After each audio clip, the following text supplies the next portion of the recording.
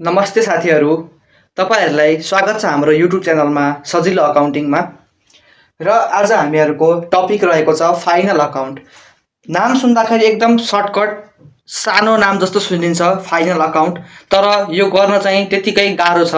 गाह्रो कुन सेन्समा भन्दाखेरि यो गर्न चाहिँ गाह्रो होइन कि तपाईँको यसको आन्सर चाहिँ मिल्दैन भन्ने धेरै साथीहरूले भन्नुहुन्छ है।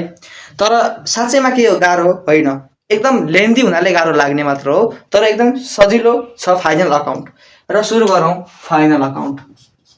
फाइनल अकाउन्ट इक्जाममा एकदमै बढी वेटेज हुन्छ, यहाँबाट एकदम बढी मार्क्सको क्वेसनहरू आउँछ। र यसको नाम चाहिँ फाइनल अकाउन्ट किन राखियो त, फाइनल अकाउन्ट किन भन्छन् त यसलाई भन्ने कुराहरू हामीले आजको क्लासमा बुझ्छौँ। र सर्वप्रथम त मैले फाइनल अकाउन्ट भन्ने टपिक लेखेँ, तर तपाईँहरूलाई अलिकति अकाउन्टिङ प्रोसेसतिर ध्यान गर्न भन्न चाहन्छु। र अकाउन्टिङ प्रोसेस बुझ्नुभयो भने यसको नाम चाहिँ फाइनल अकाउन्ट किन राख्यो भन्ने तपाईँहरूले बुझ्नुहुन्छ है। सर्वप्रथम हाम्रो जाउँ अकाउन्टिङ प्रोसेसमा। अकाउन्टिङ प्रोसेस के हो त? अकाउन्टिङ प्रोसेस हामीहरूले पढ्दै आएको कुराहरू नै छ यसमा। अकाउन्टिङ प्रोसेस भनेको के भन्दाखेरि हाम्रो पहिला के बनाउँछ, यो भनेको हाम्रो अकाउन्टिङ कसरी गर्छौँ हामीले। फर्स्टमा जर्नल एन्ट्री बनाउँछौँ होला, त्यसपछि लेजर बनाउँछौँ होला, त्यसपछि ट्रायल ब्यालेन्स बनाउँछौँ होला, र त्यसपछि आएर फाइनल अकाउन्ट बनाउँछौँ होला। र त्यही प्रोसेसमा यहाँ लेख्न गइरहेको छु। यहाँ फर्स्टमा के लेख भन्दाखेरि पहिला त हामीले ट्रान्जेक्सनहरू जति पनि हाम्रो कम्पनीले गरेको ट्रान्जेक्सन छ, हाम्रो अर्गनाइजेसनले गरेको ट्रान्जेक्सन छ, त्यसलाई हामीले रिकर्डिङ गर्ने काम गर्छौँ र त्यसलाई भन्छन् जर्नल एन्ट्री भनेर भन्छ है। र त्यो भनेको हाम्रो रिकर्डिङ प्रोसेस भयो। किन भन्दाखेरि हामीले फाइनेन्सियल ट्रान्जेक्सनहरूलाई रिकर्ड गर्छौँ, त्यसैले जर्नल एन्ट्री भनेको रिकर्डिङ प्रोसेस भयो। अब दोस्रोमा जान्छौँ हामीहरू लेजर। जर्नल एन्ट्री पास गरिसकेपछि हामीहरूले के बनाउँछौँ, लेजर बनाउँछौँ। र जुन ट्रान्जेक्सनहरू हामीले जर्नल एन्ट्रीमा पास गरेका हुन्छौँ त्यही ट्रान्जेक्सनहरूलाई हामीले थुप्रै अकाउन्ट बनाएर त्यसमा पोस्टिङ गर्छौँ। र त्यसरी हामीले थुप्रै अकाउन्ट बनाएर हामीले प्रत्येक ट्रान्जेक्सनलाई फरक फरक अकाउन्टमा क्लासिफाई गरेको हुनाले यो प्रोसेसलाई क्लासिफिकेसन प्रोसेस पनि भन्छ। र यसलाई हामीले के भन्छौँ भन्दाखेरि क्लासिफाइङ भन्छौँ। त्यसै गरी तेस्रो पडाउ आयो अथवा तेस्रो स्टेप के आयो भन्दाखेरि लेजर बनाइसकेपछि हामीले के गर्छौँ भन्दाखेरि यिनीहरूको फाइनेन्सियल ट्रान्जेक्सनहरूको एउटा समरी प्रिपेयर गर्छौँ। र त्यो समरीको नाम चाहिँ के हुन्छ भन्दाखेरि ट्रायल ब्यालेन्स। र त्यो समरी कसरी भयो भन्ने तपाईँहरूको क्वेसन हुनसक्छ। त्यो समरी किन भयो भन्दाखेरि हामीहरूले लेजर बनाइसकेपछि लेजरको क्लोजिङ ब्यालेन्स लिएर नै हामीहरूले के बनाउँछौँ भन्दाखेरि ट्रायल ब्यालेन्स बनाउँछौँ।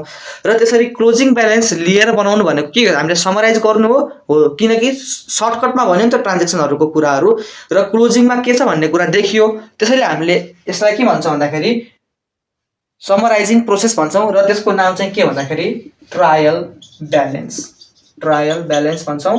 र यसलाई मैले समराइजिङ भनेर लेखेँ, समराइजिङ। त्यसै गरी लास्टमा हामीहरूले फाइनल अकाउन्ट बनाउँछौँ, फाइनल अकाउन्ट्स बनाउँछौँ। र अब यहाँबाट नै तपाईँहरूलाई क्लियर भयो होला फाइनल अकाउन्ट किन नाम छ यसको भनेर। किनकि सबभन्दा लास्टमा भन्यो नि त, हेर्नुहोस् न, पहिला रिकर्डिङ गरिन्छ, त्यसपछि क्लासिफाइङ गरिन्छ, त्यसपछि समराइजिङ गरिन्छ ट्रायल ब्यालेन्स बनाएर भनेपछि अब लास्टमा हाम्रो फाइनल अकाउन्ट बनाउँछौँ। र यो फाइनल अकाउन्टमा हामीहरूले फाइनेन्सियल स्टेटमेन्ट्सहरू बनाउँछौँ। र त्यो फाइनेन्सियल स्टेटमेन्ट्स भनेको के भन्ने कुरा हामीले अहिले पढ्दै जान्छौँ। फाइनेन्सियल स्टेटमेन्ट्स भयो। र फाइनेन्सियल स्टेटमेन्ट भनेको हाम्रो त्यही हामीले सुनेकै कुराहरू, ब्यालेन्स सिटहरू भयो, त्यसै गरी प्रफिट एन्ड लस अकाउन्ट अथवा ट्रेडिङ अकाउन्ट पहिला, अनि प्रफिट एन्ड लस अकाउन्ट भयो।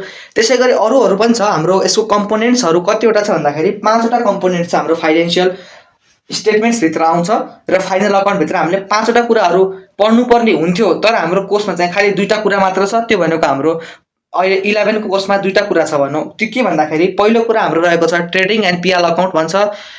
पिएल भनेको प्रफिट एन्ड लस हो है। र दोस्रो कुरा हाम्रो ब्यालेन्स सिट बनाउनु पर्ने हुन्छ।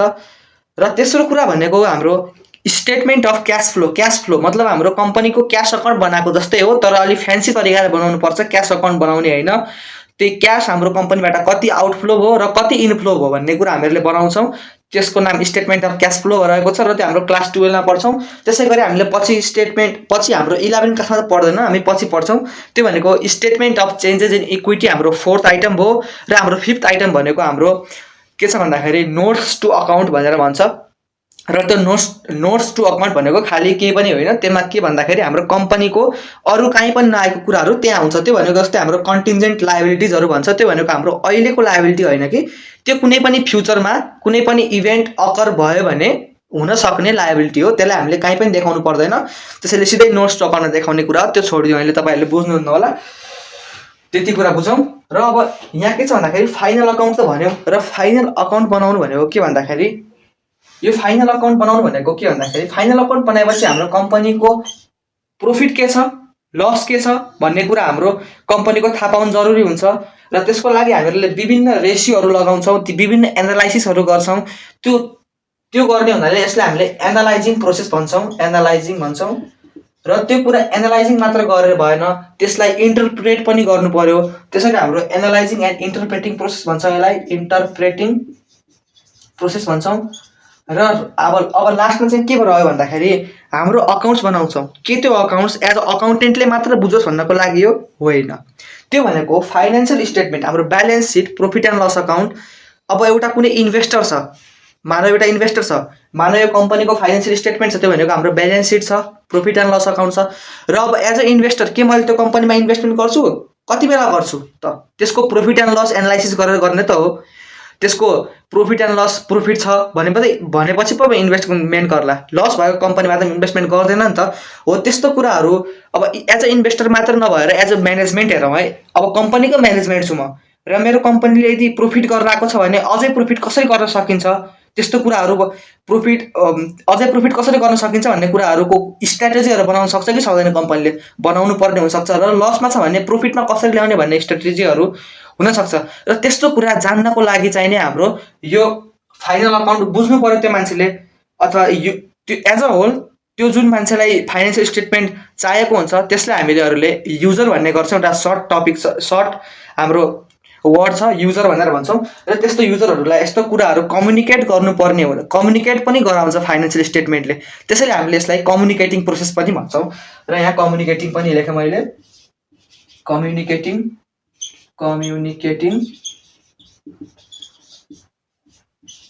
र अब यसलाई जोडेर हामीहरूले अकाउन्टिङ भनेको के हो ठ्याक्कै यहाँबाट बुझ्न सक्छौँ।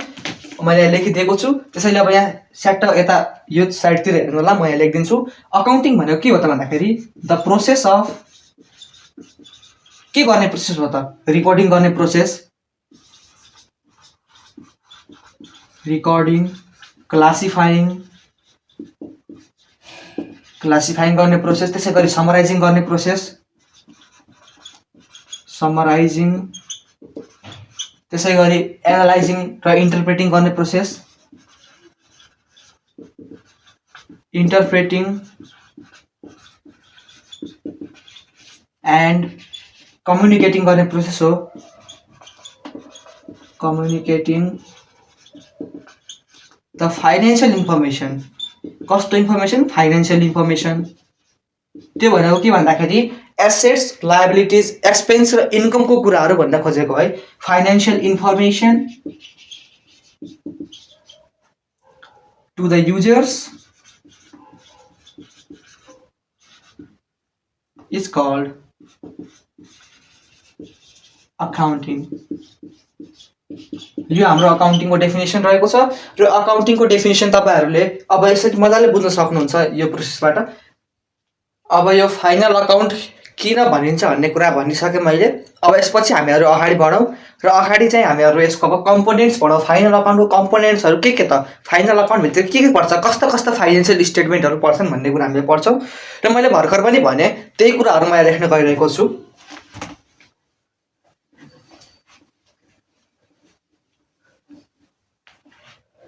Components of financial statements.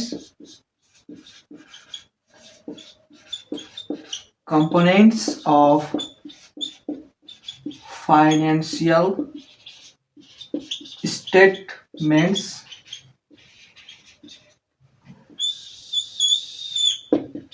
पहिलो नम्बरमा हाम्रो छ ब्यालेन्स सिट। र अब म चाहिँ यहाँ स्टेटमेन्ट, कस्तो स्टेटमेन्ट, ब्यालेन्स सिटलाई स्टेटमेन्ट अफ फाइनेन्सियल पोजिसन भनेर भन्छन्। त्यसै गरी प्रॉफिट एन्ड लस अकाउन्ट अथवा हाम्रो ट्रेडिङ र पिएल अकाउन्टलाई हाम्रो स्टेटमेन्ट अफ फाइनेन्सियल पर्फर्मेन्स भनेर भन्छन् र किन भन्छन् भन्ने कुरा मैले लेखिसकेपछि लास्टमा भन्ने गर्छु है। स्टेटमेन्ट अफ फाइनेन्सियल पोजिसन,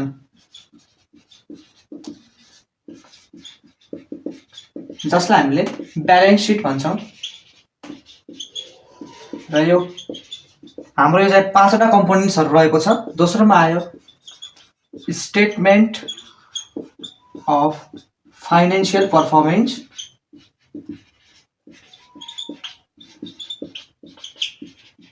जसलाई हामीले ट्रेडिङ एन्ड पिएल अकाउन्ट भन्छौँ। Trading and profit and loss account. त्यसै गरी statement of cash flows, statement of cash flows. त्यसै गरी 4 नम्बरमा statement of changes in equity र नोट्स टु अकाउन्ट। र हाम्रो 11 क्लासको सिलेबसमा रिलिभेन्ट भनेको 1 र 2 नम्बर मात्र रिलिभेन्ट छ, बाँकी हाम्रो रिलिभेन्ट छैन। र अब जाउँ यहाँ फाइनेन्सियल पोजिसन।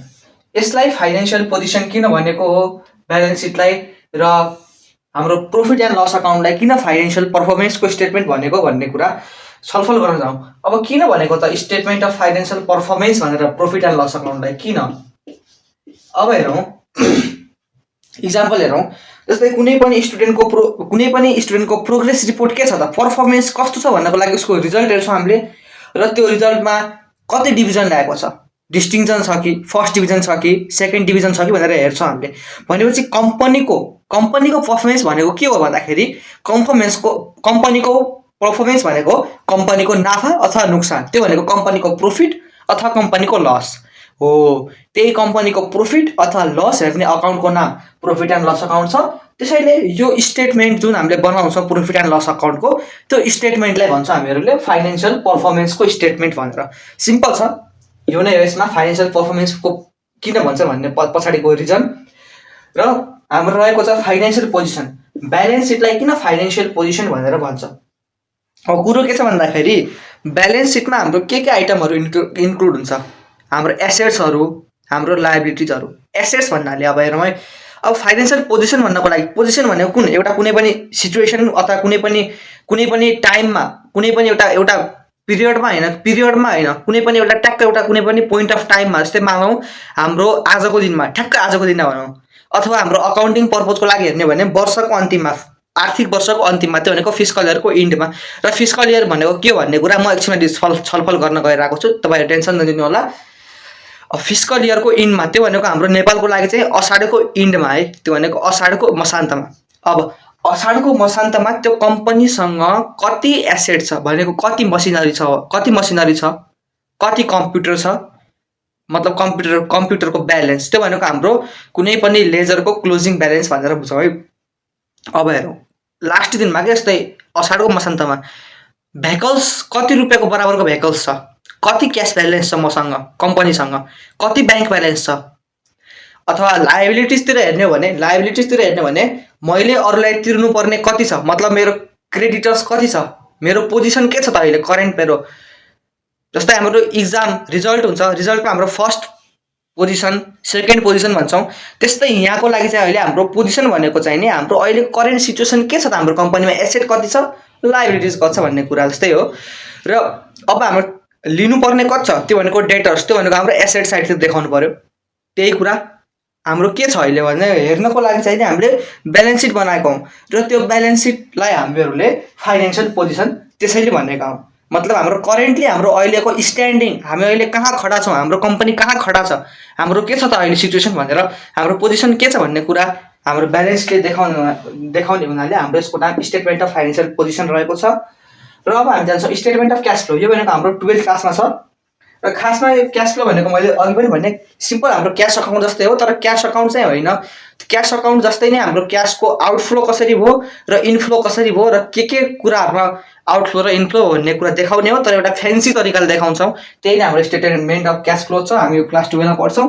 र त्यसै गरी हाम्रो statement of changes in equity भन्छ, यो भनेको हाम्रो इक्विटी सेयर होल्डर्स भन्न खोजेको हो। र त्यो इक्विटी सेयर होल्डर्स भनेको कम्पनीका ओनर्सहरू र तिनीहरूको इन्भेस्टमेन्ट गरेको पैसाहरू कसरी चाहिँ इन्क्रिज भयो कि डिक्रिज भयो, के भयो त तिनीहरूको इक्विटी तिनीहरूको सेयर्सहरू सम्बन्धी के भयो त, कस्तो कस्तो चेन्ज भयो भन्ने कुरा हामीले यसभित्र हेर्छौँ। यो पनि हामीलाई अहिले रिलेभेन्ट छैन, यो रिलेभेन्ट छैन अहिले, यो पनि नट रिलेभेन्ट। र नोट्स टु अकाउन्ट भन्ने कुरा पनि हामीले त्यस्तै नै हो। र यो नोट्स टु अकाउन्टमा बाँकी काहीँ नभएको कुराहरू नोट्स टु अकाउन्टमा जान्छ भन्ने कुरा बुझ्नुहोस्। र अहिलेको लागि यो 5वटा चिज हुन्छ भनेर बुझ्नुहोस्। र हामीलाई 3टा चिज चाहिँ क्लास 11 को लागि रिलेभेन्ट छैन। र हामी अब यसपछि अगाडि बढ्छौँ। र अब फाइनल अकाउन्टमा मैले अब यो ब्यालेन्स सिटहरू, प्रफिट एन्ड लस अकाउन्टहरू, ट्रेडिङ अकाउन्टहरू बनाउनुभन्दा अगाडि केही कन्सेप्टहरू डिस्कस गर्न गइरहेको छु। र त्यो कन्सेप्टहरू डिस्कस गरिसकेपछि हाम्रो एकदम कन्सेप्ट क्लियर हुन्छ। यो हाम्रो फाइनल अकाउन्टको त्यो स्टेटमेन्ट अफ फाइनेन्सियल पर्फर्मेन्स र स्टेटमेन्ट अफ फाइनेन्सियल पोजिसन बारेमा। अब हेरौँ त्यो कन्सेप्टहरू के छ भन्दाखेरि 3टा कन्सेप्ट भन्छु मैले। Going concern concept, going concern concept, 2 नम्बरमा पिरियोडिसिटी कन्सेप्ट,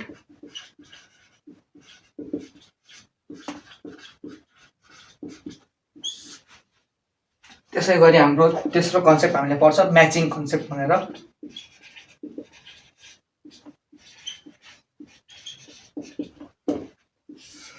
अब हामीहरू फर्स्टमा गोइङ कन्सर्न कन्सेप्ट भित्र। अब यो गोइङ कन्सर्न कन्सेप्ट भनेको हाम्रो अकाउन्टिङको अथवा हाम्रो अकाउन्ट्सको चाहिँ एकदम फन्डामेन्टल कन्सेप्ट पनि हो। यसलाई मैले फन्डामेन्टल कन्सेप्ट लेखिदिन्छु यहाँ, फन्डामेन्टल कन्सेप्ट। यसले के भन्छ भन्दाखेरि पहिला एउटा सिम्पल कुरा बुझौँ। एउटा कुनै पनि अर्गनाइजेसन खुल्यो, एउटा कुनै पनि संस्था खुल्यो, एउटा कुनै पनि कम्पनी खुल्यो भने त्यसको इन्टेन्सन यो हुन्न कि मैले आज कम्पनी खोलेँ र म अब केही वर्ष मतलब 2 वर्ष अथवा 3 वर्षपछि आफ्नो कम्पनी बन्द गर्नेछु। यस्तो सोचेर कसैले कम्पनी खोल्छ? खोल्दैन। कुनै पनि कम्पनी खोल्दाखेरि त्यो खोल्नेवाला मालिकको अथवा प्रोप्राइटरको अथवा त्यो यदि कम्पनी हो भने हाम्रो विभिन्न मान्छेहरूको मतलब कम्बिनेसन अथवा हाम्रो धेरै मान्छेहरू मिलेर खोलेको भने तिनीहरूको सोचाइ यस्तो हुँदैन। तिनीहरूको सोचाइ के हुन्छ भन्दाखेरि हामीहरूले कम्पनी खोल्यौँ र अब हामीलाई एकदम लामो समयको लागि चलाउने हो र यो एकदम लङ लास्टिङ हो भन्ने कुरा। लङ लास्टिङ मतलब एकदम परसम्म अनन्तकालसम्म चलाउँछौँ भन्ने एजम्सन हुन्छ। र पछि अब लस भयो भने, नोक्सानी भयो भने बन्द गर्छन् होला, त्यो त फरक कुरा नै भएर त्यो कुरा हामीले गरिरहेको छैनौँ। अहिले चाहिँ हामीले के भन्दछौँ भन्दाखेरि, अहिले चाहिँ हामीले के भनिरहेछौँ भन्दाखेरि कम्पनी खोल्दाखेरि, अर्गनाइजेसन खोल्दाखेरि त्यसको इन्टेन्सन म कम्पनी बेच्छु म कम्पनी बन्द गर्छु भन्ने इन्टेन्सन चाहिँ हुँदैन। भनेको हाम्रो कम्पनी चाहिँ चलाइराख्छु भन्ने इन्टेन्सन हुन्छ अथवा अर्गनाइजेसन चलाइराख्छु भन्ने इन्टेन्सन हुन्छ। हो त्यही कन्सेप्टमा भयो गोइङ कन्सर्न कन्सेप्ट एजम्सन छ।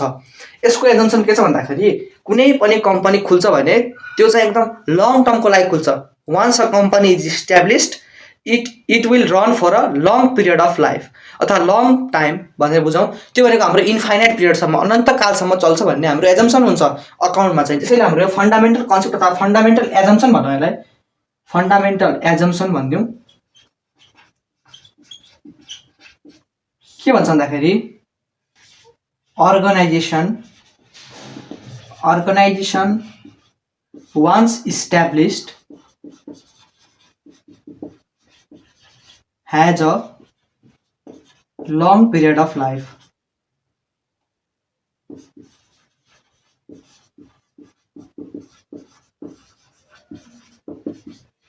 यो भन्नाले चाहिँ एकचोटि अर्गनाइजेसन खुल्यो भने त्यसको इन्टेन्सन चाहिँ एकदम लङ पिरियडसम्म चल्ने हुन्छ भन्ने कुरा हाम्रो यो एजम्सन रहेको छ। अब यो पिरियोडिसिटी कन्सेप्टले के भन्छ भन्दाखेरि अब गोइङ कन्सर्न कन्सेप्टले के भन्नु भन्दाखेरि कम्पनी अनन्तकालसम्म चल्छ। तर अब हेरौँ यहाँ हेरौँ है, कम्पनी त अनन्तकालसम्म चल्छ, तर अब कम्पनीको प्रॉफिट एन्ड लस कति छ, नाफा नोक्सान के छ, र कम्पनीको चाहिने के भन्दाखेरि फाइनेन्शियल पोजिसन के छ त, कम्पनीमा कति एसेट छ, कति लायबिलिटी छ भन्ने कुरा त निकाल्नु पर्यो। तर त्यो कहिले निकाल्ने त भन्दाखेरि कुनै पनि एउटा सर्टेन इन्टरभलमा निकालौँ भन्ने सोच आयो सबै, अब विभिन्न अकाउन्टेन्ट्सहरूको सोच आयो होला। र त्यसरी सोच आएपछि के भन्दाखेरि यो जुन हाम्रो अनन्तकालसम्म कम्पनी चल्छ त्यो कम्पनीको त्यो लाइफ टाइम अथवा त्यो पिरियड अफ लाइफले हामी के भन्छौँ भन्दाखेरि इक्वल इन्टरभलमा डिभाइड गरौँ र त्यो इक्वल इन्टरभललाई नाम राखौँ fiscal year.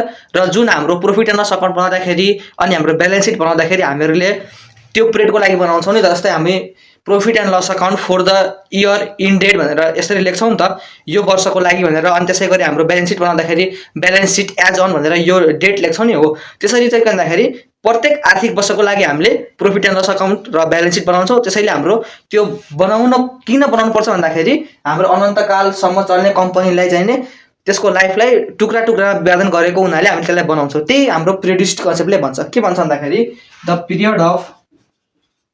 The long period of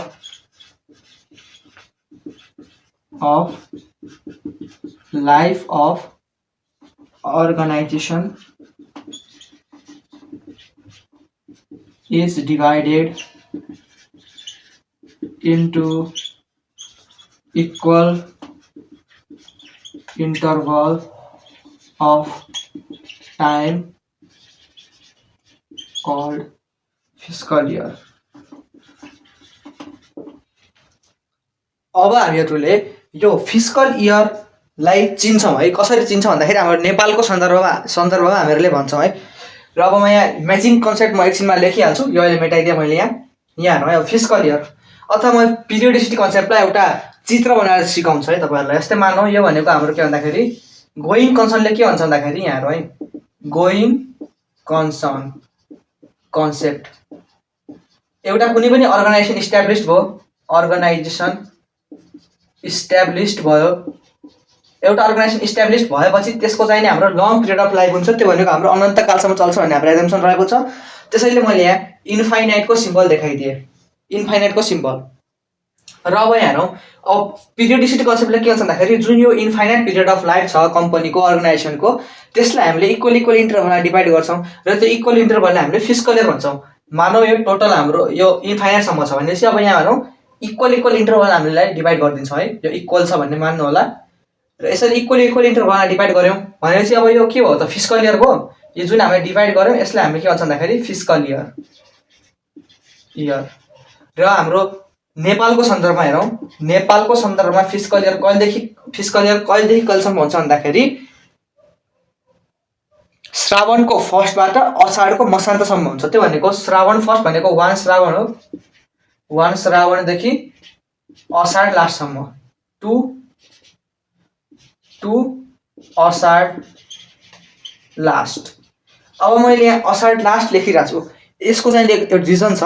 के रिजन छ भन्दाखेरि हाम्रो नेपालको क्यालेन्डर अनुसार कुनै पनि महिना लास्ट कति दिनको छ भन्ने ठ्याक्कै हाम्रो फिक्स हुँदैन। किनकि कहिले 30 दिनको नि हुनसक्छ, कहिले 29 दिनको नि हुनसक्छ, कहिले 31 दिनको नि हुनसक्छ र कहिले 32 दिनको नि हुनसक्छ। त्यसैले हाम्रो कसैले सोद्धाखेरि हाम्रो नेपालमा फिस्कल इयर कहिलेदेखि हुन्छ भन्दाखेरि श्रावणको फर्स्टदेखि असाढको मसान्तसम्म भन्ने चलन छ अथवा असाढको लास्टसम्म भन्ने चलन छ। अब यो भन्नु ठिकै हो, तर हाम्रो जेनरल एजम्सन हाम्रो क्लासमा हामी के लिन्छौँ भन्दाखेरि हामीले असाढलाई 31 दिनको भनेर मान्छौँ। यहाँ हाम्रो इजी एजम्सन लिन्छौँ हामीहरूले क्लासको लागि चाहिँ है। तर सोद्धाखेरि चाहिँ हामीले असाढको मसान्तसम्म भनेर भन्नुपर्ने हुन्छ। र कतिपय क्वेसनमा हाम्रो असाढ 30 भनेर नि भनिदिन्छ, त्यसमा तपाईँ नझुक्किनु होला। कहिले असाढ 32 भनिदिन सक्छ, नझुक्किनु होला है, त्यो केही पनि फरक परेन। र अब यहाँ हेरौँ कसरी लेख्ने चाहिँ कसरी भन्दाखेरि अब मानौँ 2078-79 भनेर हाम्रो यसरी दिन्छ भने कसरी लेख्छ भन्दाखेरि 2078/79 यसरी लेख्दा नि हुन्छ, और 2078-79 यसरी लेख्दा नि हुन्छ। र यो भनेको कहिलेदेखि कहिलेसम्म भन्दाखेरि अब यहाँ म लेख्न गइरहेको छु, यो भनेको हाम्रो 1 श्रावण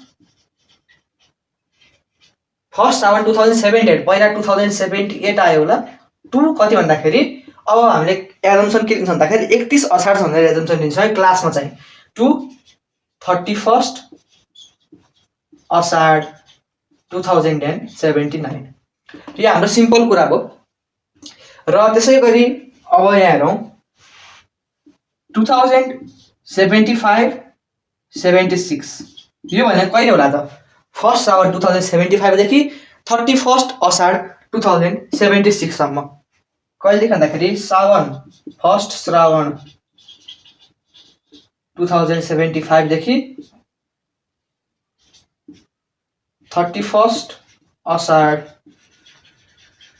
2076 सम्म यो चाहिँ हाम्रो सिम्पल छ र म एउटा सर्ट एउटा क्वेसन दिइरहेको छु तपाईहरु पज गरेर गर्नु होला त्यसपछि म चाहिँ यहाँ गर्दिनै हाल्छु क्वेसन केही छैन मानौ हाम्रो क्वेसन दियो 5 पौष 2080 भनेर दियो र मानौ 10 ज्येष्ठ 2072 भनेर दियो र यो कुन फिजिकल एरा पर्छ दुईटा क्वेसन मैले दिएको छु तपाईहरु भिडियो पज गरेर गर्नु होला र मैले यहाँ चाहिँ गरिदिन्छु है अब यहाँ हेरौँ 5 पौष 2080 भनेपछि यो कुन फिजिकल एरा रह्यो होला त भन्दाखेरि हाम्रो फिजिकल एरा त श्रावणदेखि असाढको लास्टसम्म हुन्छ र यो कुन श्रावणदेखि होला त 79 को श्रावण होला कि 80 को श्रावण होला कि 81 को होला भन्ने कुरा अब यहाँ बुझौँ जस्तै 2080 को पौष हेरौँ पहिला र यो पौष भन्दा अगाडिको श्रावण कहिले छ त्यो श्रावणदेखि यो पौष पछिको असाढ कहिलेसम्म हुन्छ त्यहाँसम्मको हुन्छ है फिजिकल एरा भनेपछि अब यहाँ हेरौँ यो पौष 2080 को श्रावण कहिले होला यो भन्दा अगाडिको श्रावण कहिले होला यहाँ हामीले श्रावण कहिले खोज्ने श्रावण कहिले छ र यसपछिको जस्ट असाढ कहिले होला त्यो खोज्नु पर्यो है अब यहाँ हेरौँ यो 2080 को 5 पौषको श्रावण कहिले होला त भन्दाखेरि फर्स्ट श्रावण 2080 मै होला त्यसैले हाम्रो फर्स्ट श्रावण 2080 बाट 2 कहिलेसम्म अब 2 लाई हामीले ड्यास गरेर भन्छौँ सिधै यहाँ केही छैन 2 अब हेरौँ 5 पौष 2080 पछिको जस्ट पछिको असाढ कहिले आउँछ त भन्दाखेरि 2081 मा होला त्यसैले हाम्रो कहिले हुन्छ भन्दाखेरि यो भनेको 31 असाढ 2081 भनेपछि यो कुन फिजिकल रहेछ भन्दाखेरि 2080 81 रहेछ सिम्पल छ केही छैन पहिले यो भन्दा जस्ट अगाडिको श्रावण कहिले भयो र यो भन्दा जस्ट पछिको असाढ कहिले भनेर हेर्नुपर्छ जस्तै अब यहाँ हेरौँ यो अलिक ट्रिकी क्वेसन छ अब 10 ज्येष्ठ 2072 दिएको छ र यसको जस्ट अगाडिको श्रावण कहिले होला त्यो हेरौँ जस्ट अगाडिको श्रावण कहिले होला त्यो पत्ता लगाऊ र जस्ट पछाडिको असाढ कहिले होला त्यो पत्ता लगाऊ है र अब यहाँ हेरौँ 10 ज्येष्ठ 2072 को जस्ट अगाडिको श्रावण कहिले होला 2071 मा होला भनेपछि फर्स्ट श्रावण 2071 टु 31 असाढ अब 10 ज्येष्ठ 2072 पछिको असाढ कहिले होला ठ्याक्क एक महिना पछि अथवा असाढ महिना भनौँ ज्येष्ठबाट असाढ आउने त हो नि त 2072 को यो भनेको हाम्रो 2071 72 यो फिजिकल एरा रहेछ भन्ने बुझ्नु पर्यो यो तपाईहरुलाई क्लियर होला भन्ने म गर्छु र हामी यसपछि अगाडि बढ्छौं यो त हाम्रो नेपालको चाहिने श्रावणदेखि असाढसम्म हुन्छ भन्ने कुरा मैले भने तर अब इन्डियाको कस्तो हुन्छ भन्दाखेरि इन्डियाको पनि यस्तै हो तर त्यहाँ चाहिँ अलि तारिख हुन्छ तारिख चाहिँ एकदम एक्ज्याक्ट हुन्छ तपाईहरुको त्यसैले सजिलो हुन्छ त्यहाँको लागि यहाँ हेरौँ इन्डियाको लागि इन्डियाको फिजिकल एरा कहिले हुन्छ भन्दाखेरि नेपालको कस्तो हुन्छ नेपालको हेरौँ कम्पेयर गरौँ है सेम त्यही नै हो नेपालको इन्डियादेखि कपी गर्ने त हो नेपालको के छ श्रावणदेखि यो भनेको श्रावणको फर्स्ट भन्न खोजे है 1 श्रावण भन्न खोजे है श्रावणको फर्स्ट देखि कहिलेसम्म हुन्छ भन्दाखेरि मानौ श्रावणको फर्स्टबाट 2072 देखि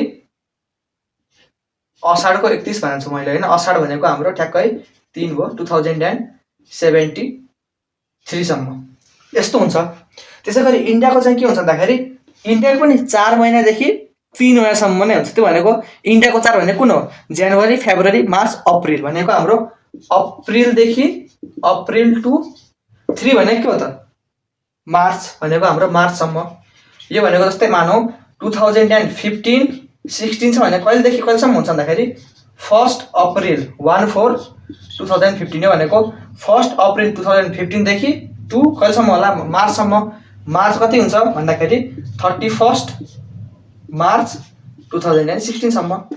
केही छैन, नेपालको जस्तो नै हो ठ्याक्क। हाम्रो नेपालमा चाहिँ श्रावण भन्छ, त्यहाँ मार्च अप्रिल भन्यो, र नेपालमा असाढ भन्छ, त्यहाँ चाहिँ मार्च भन्यो। सेम छ, केही छैन। अब यसपछि हामीहरूले म्याचिङ कन्सेप्ट भन्ने कुराहरू बुझ्छौँ, र त्यसपछि हामीले जान्छौँ balance seat, trading account, PL account, सबै कुरा हामीले बिस्तारै हेर्दै गर्छौँ।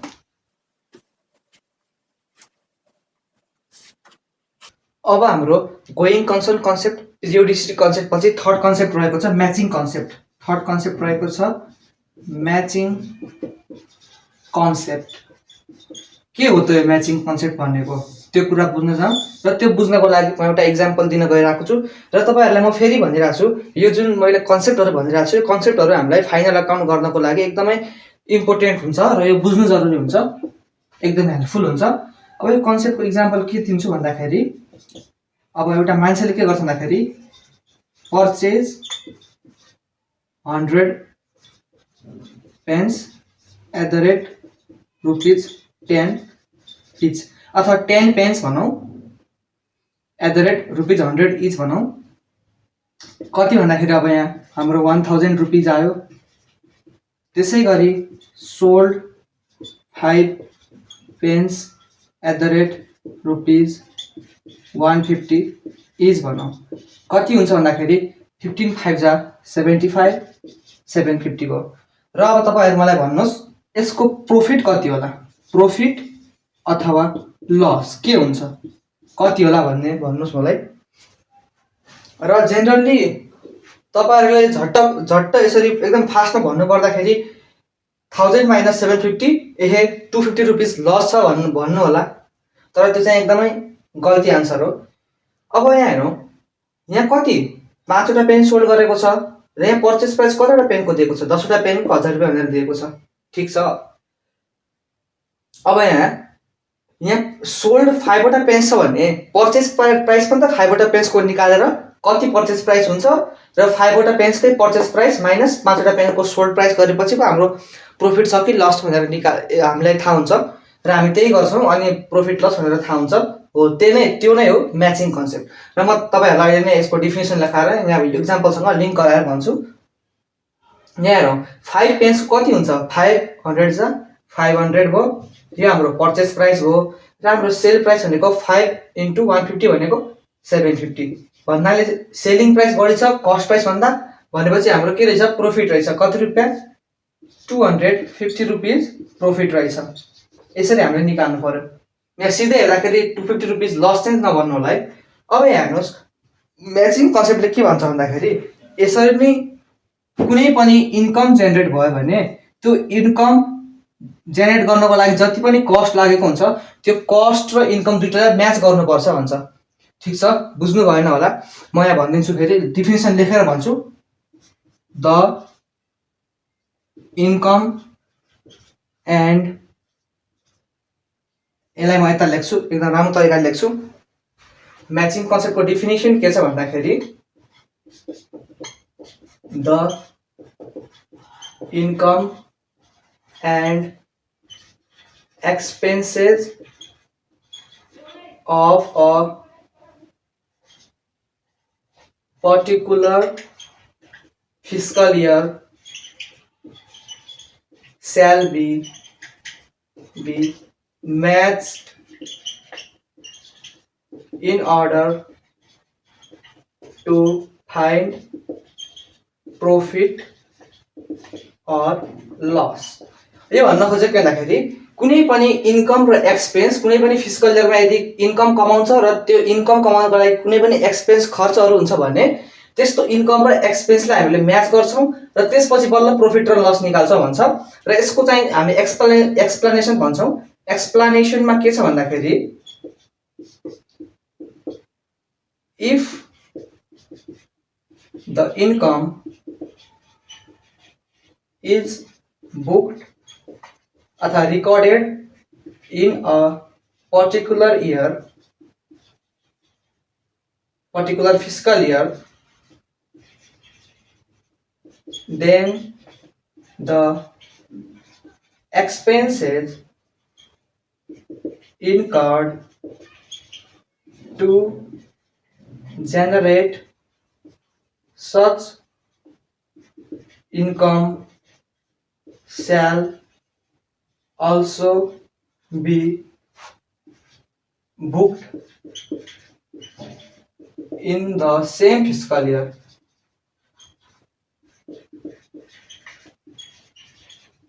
भन्नको मतलब यहाँ हेर है, यो कुनै पनि 2077-78 फिस्कल इयरको ट्रान्जेक्सन रहेछ भनेर मानौ भनेपछि अब यहाँ हेरौँ, if the income is booked in a particular fiscal year भनेपछि 2077-78 को बुक्समा हामीहरूले इन्कम भनेर कति बुक गर्छौँ, सेल्स इन्कम भनेर हामीले 750 रुपिस बुक गर्छौँ, किनकि हाम्रो इन्कम त 5वटा पेन बेचेर आएको नै इन्कम हो भनेपछि 750 रुपिस बुक गर्छ भनेपछि त्यसो भए के गर्ने भन्दाखेरि यो जुन इन्कम जेनेरेट गर्नको लागि एक्सपेन्स भएको छ त्यो भनेको कति भन्दाखेरि 500 रुपिस, किनकि हाम्रो 5वटा पेन बेच्नको 750 भनेपछि 5वटा पेन पर्चेसको कस्ट कति हो 500 हो भनेपछि दुइटै म्याच गर्नु पर्यो, 5 र 5 गर्नु पर्यो भनेपछि त्यसरी यो इन्कम जेनेरेट भएपछि त्यो एक्सपेन्ससँग म्याच गर्नुपर्छ र त्यस्तो एक्सपेन्सलाई पनि त्यही वर्ष बुक गर्नुपर्छ भन्छ।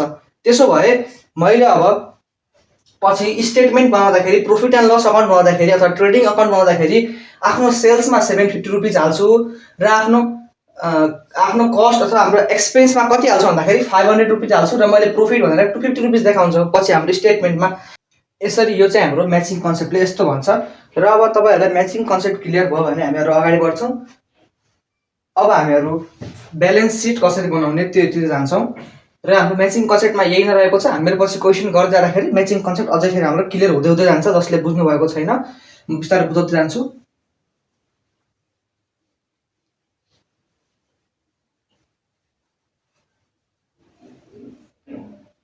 अब हाम्रो रहेको छ ब्यालेन्स सिट कसरी बनाउने। स्टेटमेन्ट अफ फाइनान्शियल पोजिसन जसलाई हामीहरुले ब्यालेन्स सिट भनेर भन्छौं। नाम त सुन्नुभयो होला ब्यालेन्स सिट भनेर। अब ब्यालेन्स सिट चाहिँ कसरी बनाउँछौं त त्यो कुरा छलफल गर्न गइरहेको छु।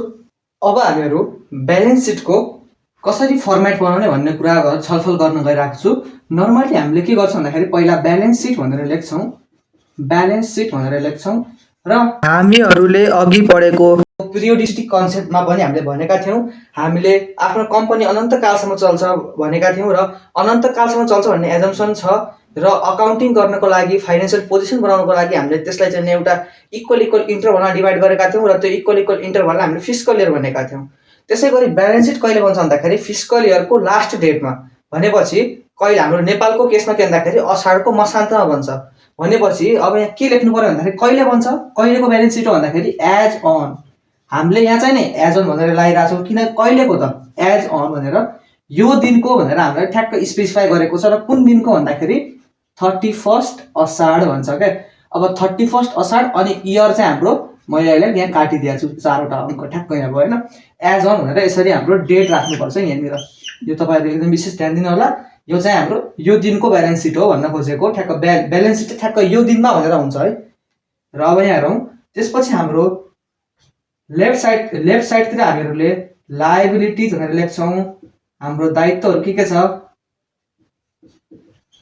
र त्यसपछि हामीहरुले अमाउन्ट लेख्छौं, त्यसैगरी एसेट्स भनेर लेख्छौं र यहाँ अमाउन्ट भनेर लेख्छौं र यसलाई हामीहरुले एउटा टेबल फर्मेटमा बनाउँछौं। तपाईहरु स्केलले बनाउनु होला। यो भयो।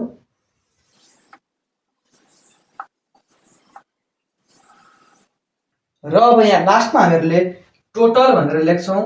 यसको टोटल कति छ र हामीहरुले विचार गर्नुपर्ने कुरा के हुन्छ भन्दाखेरि जुन यो टोटल हुन्छ ब्यालेन्स सिटको टोटल जहिले पनि ट्याली हुनुपर्छ, त्यो भनेको म्याच हुनुपर्छ।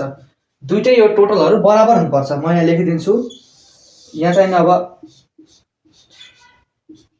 टोटल मस्ट बी इक्वल है। जहिले पनि टोटल चाहिँ इक्वल हुनुपर्छ, मस्ट बी इक्वल। यो कुरा चाहिँ विशेष ध्यान दिनु होला। र अब यहाँ भित्र चाहिँ के भन्छ, यहाँ भित्र चाहिँ के भन्छ भन्ने कुरा अब हामीहरु विस्तार बुझ्दै जान्छौं। र एसेट, अब हाम्रो कम्पनीको एसेट के हो त मैले हामीहरूको जर्नल एन्ट्री भन्ने लेक्चरमा पढाएको पनि छु। एसेटभित्र के पर्छ र लायबिलिटीभित्र के पर्छ। अहिले म चाहिँ सिम्पल्ली यहाँ भरिदिन्छु र कसरी यसलाई ग्रुपिङ गर्छौँ, कसरी यसलाई लेख्छौँ भन्ने कुरा हामी अहिले एकछिनमा पढ्न गइरहेछौँ। र त्यसै गरी सिम्पली म एसेट लेखिदिइरहेको छु अहिले। ल्यान्ड, त्यसै गरी बिल्डिङ, त्यसै गरी भेहिकल्स, त्यसै गरी डेटर्स, त्यसै गरी हाम्रो स्टकहरू हो अथवा इन्भेन्ट्री भन्छ अथवा गुड्स पनि भन्छ हामीहरूले। त्यसै गरी क्यास, त्यसै गरी ब्याङ्क र अन्य अरू चिजहरू हुनसक्छ। र यतातिर लायबिलिटिजतिर क्यापिटल भनेर हुन्छ। त्यसै गरी अब लङ टर्म बोरोइङ्सहरू हुनसक्छ, त्यो भनेको हाम्रो लङ टर्म बोरोइङ्स भन्छ हामीहरूले। त्यो भनेको लामो समयको लागि यदि कम्पनीले उधार लिएको छ, उधार भन्नाले अब उधार नै भयो, बोरोइङ भनेको उधार लिएको छ भन्ने भयो। त्यो भनेको लामो समयको लागि कसैबाट पैसा लिएको छ। जस्तै इक्जाम्पलमा के हुनसक्छ भन्दाखेरि डिबेन्चर भनेर हुन्छ, डिबेन्चर। त्यसै गरी हाम्रो बन्ड्सहरू हुनसक्छ। यो हामीहरूले बिस्तारै बुझ्छौँ डिबेन्चर भनेको के, बन्ड भनेको के भनेर बिस्तारै बुझ्दै जान्छौँ। अहिलेको लागि के बुझ्नु भन्दाखेरि यो भनेको उधार हो, कम्पनीले कसैबाट लिएको उधार हो भन्ने बुझ्नु होला। र त्यसपछि हाम्रो रहेको छ ब्याङ्क लोनहरू हुनसक्छ। ब्याङ्कबाट लोन लियो कम्पनीले, ब्याङ्क लोन भयो। त्यसै गरी आउटस्ट्यान्डिङ एक्सपेन्सेसहरू, खर्च त हो तर मैले तिरेको छैन, मतलब मैले तिर्नु पर्नेवाला छ, मेरो दायित्व क्रिएट भएको छ, त्यसैले आउटस्ट्यान्डिङ एक्सपेन्स भनेको हाम्रो लायबिलिटिजभित्र भयो। र यसपछि हाम्रो रहेको छ सन्ड्री क्रेडिटर्स अथवा क्रेडिटर्स भनेर लेख्छु। र यदि सन्ड्री क्रेडिटर्स भन्यो भने सबै क्रेडिटर्स भन्न खोजेको, त्यो भनेको एकदम कलेक्टिभ नाम हो, एकदम सबैलाई भन्न खोजेको, सबै हाम्रो जति पनि क्रेडिटर्स छन् सबैलाई भन्न खोजेको, त्यसैले मैले सन्ड्री भनेर लगाइदिएँ। यो भनेको अल क्रेडिटर्स भन्न खोजेको है, सन्ड्री क्रेडिटर्स भनिदिन्छु म यहाँ पनि। त्यसो भए सन्ड्री डेटर्स भनिदिन्छु। सबै त्यस्तो मान्छेहरू जुनबाट हामीले पैसा लिन बाँकी छ। त्यसो भए मैले के लेखेँ, सन्ड्री डेटर्स भनेर लेखेँ। र यिनीहरूको टोटल चाहिँ म्याच हुनुपर्छ। यो चाहिँ एउटा नर्मल एउटा स्ट्रक्चर फर्मेट हो। र अब हामीहरूले यसलाई चाहिँ कसरी ग्रुपिङ गर्ने भन्ने कुरालाई हामीले पढ्छौँ बिस्तारै। र म त्यहाँतिर जान चाहेँ। र अब यहाँ ग्रुपिङ,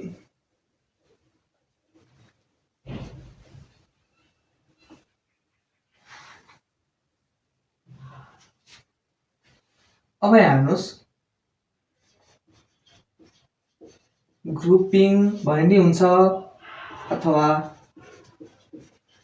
मार्सलिङ भने पनि हुन्छ अथवा क्याटेगोराइजिङ भने पनि हुन्छ,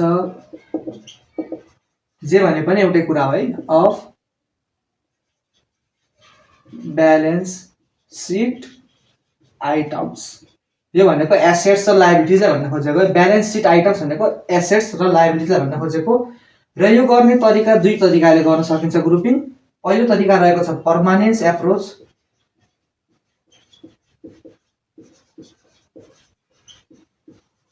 र दोस्रो रहेको छ लिक्विडिटी एप्रोच।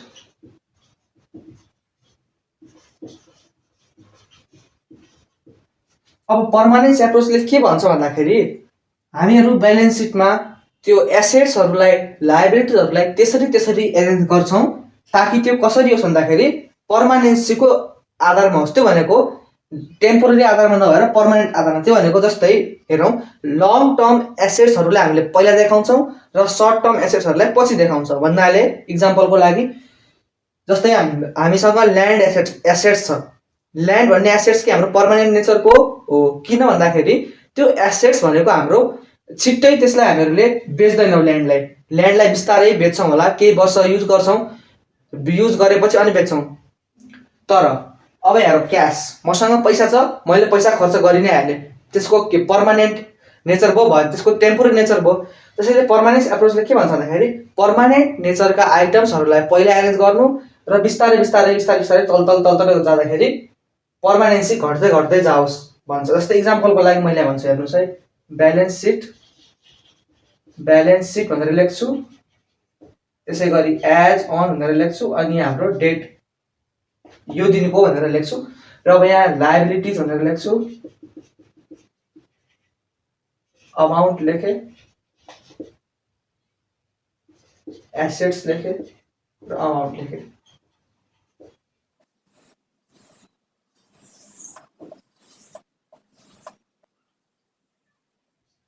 यहाँ मैले टोटल लेखेँ र अब यहाँ हेर्नुहोस् पर्मानेन्सी एप्रोचमा के छ भन्दाखेरि पहिला हामीले पर्मानेन्ट नेचरको एसेटहरू लेख्छौँ, पर्मानेन्ट नेचरको लायबिलिटिजहरू लेख्छौँ र त्यसपछि हाम्रो घट्दै घट्दै घट्दै घट्दै जान्छ त्यसको पर्मानेन्सी। त्यो भनेको हाम्रो बढी टिक्ने एसेट्सहरूलाई माथि लेख्ने र कम कम टिक्छ जुन एसेटहरू त्यसलाई तल तल लेख्दै जान्छौँ। त्यसै गरी लायबिलिटिजमा पनि बढी हामीले तिर्नुपर्ने दायित्व जुन हुन्छ त्यो हाम्रो एकदम बढी लायबिलिटी जुन हुन्छ मतलब धेरै समयको लागि जुन दायित्व हामीहरूले हाम्रो एज अ कम्पनीमा राखेका हुन्छौँ त्यो दायित्वहरूलाई माथि लेख्छौँ र हाम्रो दायित्व जुन छिटै सकिन्छ सर्ट टर्मको लागि लायबिलिटिजहरू हुन्छ त्यसलाई हामीले तल तल लेख्दै जान्छौँ है।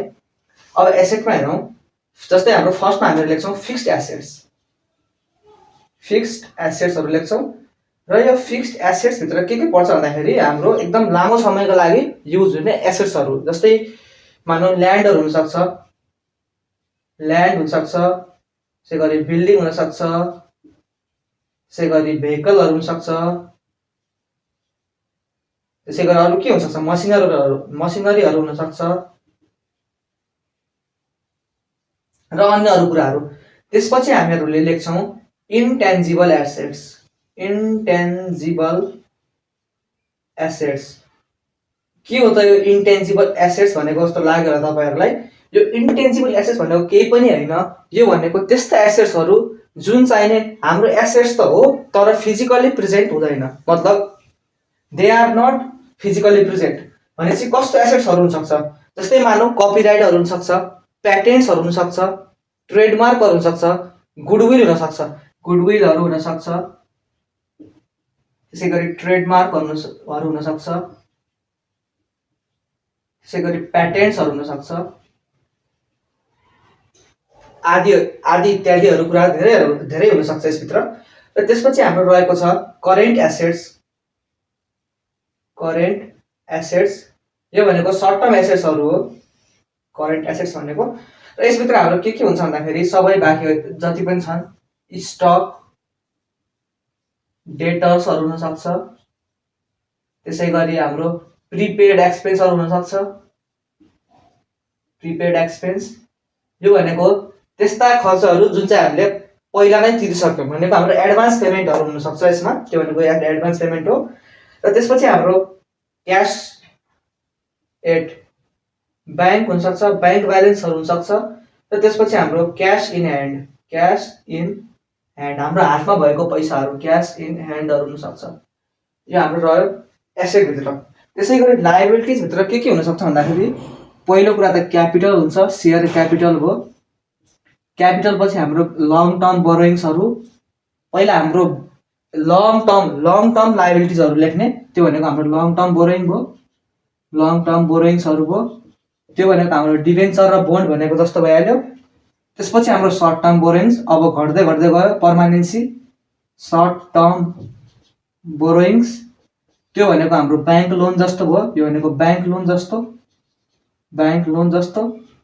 त्यसपछि हाम्रो करेन्ट लायबिलिटिजहरू एकदम सर्ट टर्मको लागि जुन लायबिलिटिजहरू हुन्छ त्यो भनेको हाम्रो करेन्ट लायबिलिटिज। इक्जाम्पलमा हाम्रो ब्याङ्क ओभरड्राफ्टहरू हुनसक्छ, ब्याङ्क ओभरड्राफ्टहरू भयो। त्यसै गरी आउटस्ट्यान्डिङ एक्सपेन्सेसहरू हुनसक्छ, एक्सपेन्सेस त हो तर हामीले तिरेका छैनौँ भने चाहिँ तिर्न बाँकी छ, त्यो भनेको हाम्रो लायबिलिटिज भयो। र त्यसपछि हाम्रो क्रेडिटर्सहरू हुनसक्छ र टोटल हाम्रो ट्याली हुनुपर्छ, मतलब बराबर हुनुपर्छ भन्न खोजेको हो। र यो नै रहेको छ हाम्रो पर्मानेन्स एप्रोच। र यसपछि हाम्रो लिक्विडिटी एप्रोच भन्छ। लिक्विडिटी एप्रोच भनेको के भन्दाखेरि ठ्याक्कै पर्मानेन्ट एप्रोचको उल्टा, त्यो भनेको हाम्रो जुन एसेट्सहरू सर्ट टर्मका छन्, सर्ट टर्म एसेट्सहरू छ त्यसलाई हामी फर्स्टमा देखाउँछौँ र बिस्तारै बिस्तारै त्यसको सर्ट टर्म घट्दा घट्दा घट्दै घट्दै घट्दै मात्र हाम्रो लङ टर्म एसेट्सहरूलाई लास्टमा देखाउँछौँ, त्यो भनेको ठिक्क हाम्रो पर्मानेन्ट एप्रोचको उल्टो। त्यो भनेको सर्ट टर्मलाई पहिला देखाउँ र सर्ट टर्म एसेट्सहरू लायबिलिटिजहरूलाई पहिला देखाउँ र लङ टर्मलाई हामी पछि लास्टतिर देखाउँ भन्न खोजेको। र ठ्याक्क यसको उल्टो गऱ्यो भने हाम्रो लिक्विडिटी एप्रोच छ, त्यो मैले तपाईँहरूलाई भनिदिएँ र तपाईँहरू त्यसरी नै गर्न सक्नुहुन्छ। फर्स्ट हामीले क्यास इन ह्यान्ड लेख्छौँ, क्यास एट ब्याङ्क लेख्छौँ, तलबाट सुरु गर्ने, यसरी तलबाट जाने र पनि तलबाट जाने लिक्विडिटी एप्रोचको लागि। र यो सिम्पल छ, केही पनि छैन। यो रहेको छ हाम्रो फाइनेन्सियल पोजिसन कसरी बनाउने भन्ने कुरा रहेको छ। र यसपछि हामीहरू अगाडि बढ्छौँ र त्यसमा हामीहरूले ट्रेडिङ अकाउन्ट कसरी बनाउने र प्रफिट एन्ड लस अकाउन्ट कसरी बनाउने भन्ने कुरा पढ्न गइरहेछौँ। कतिपय बुकहरूमा तपाईँहरूले गुडविललाई अथवा ट्रेडमार्कहरूलाई फिक्स्ड एसेट्सभित्र राखेको पनि देख्न सक्नुहुन्छ। ठिक छ, त्यसरी राखे पनि केही फरक परेन, जसरी राख्दा नि हुन्छ, त्यो डोन्ट वरी, जस्तो गरे पनि केही फरक पर्दैन। र अब हामीहरू त्यसपछि अगाडि बढ्छौँ।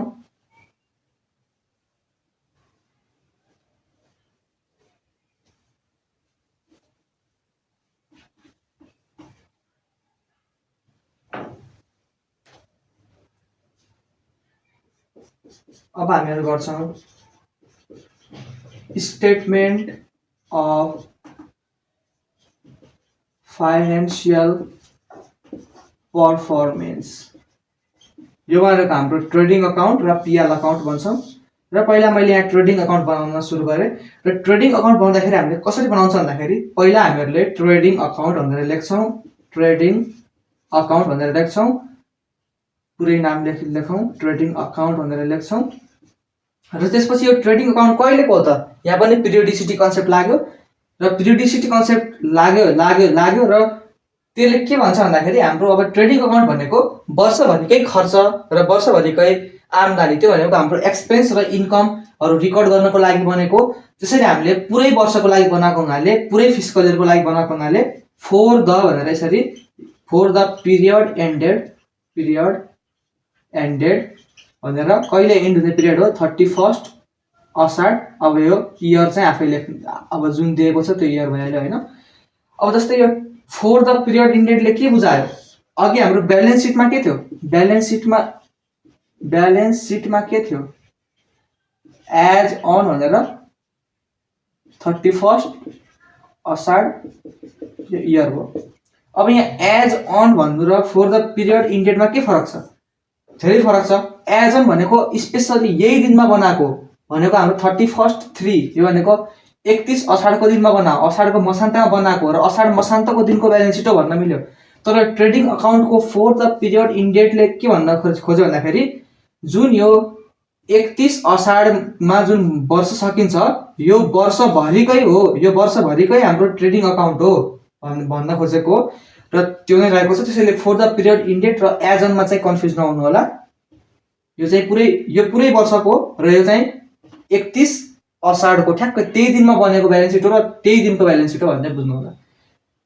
र अब जहाँ हामीहरू यसको फर्मेट एकदम सिम्पल छ। हामीहरूले यहाँ पर्टिकुलर्स भनेर लेख्छौँ र यहाँ अमाउन्ट भनेर लेख्छौँ र यहाँ पर्टिकुलर्स भन्छौँ, त्यसै गरी अमाउन्ट भन्छौँ।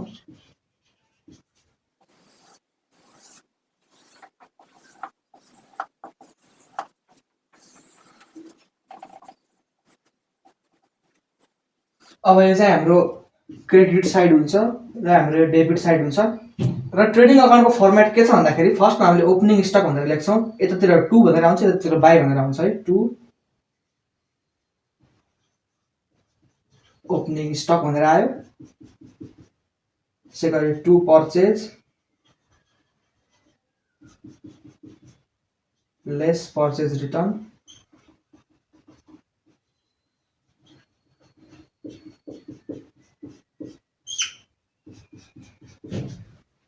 त्यसै गरी 2 क्यारी एज इनवार्ड,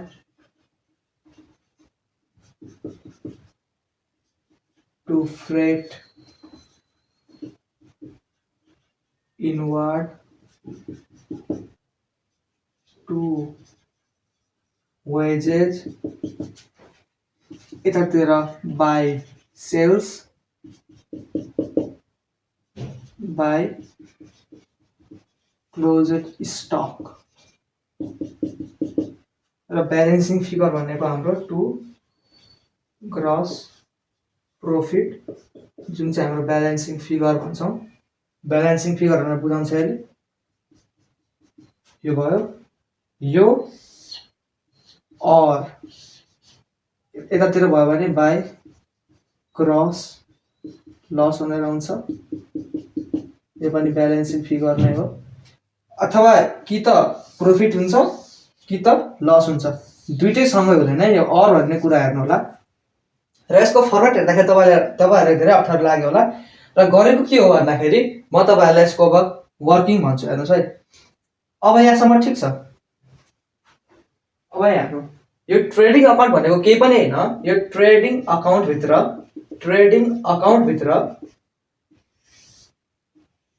यो डेबिट साइड छ र यो क्रेडिट साइड छ। यतातिर जम्मै अल डाइरेक्ट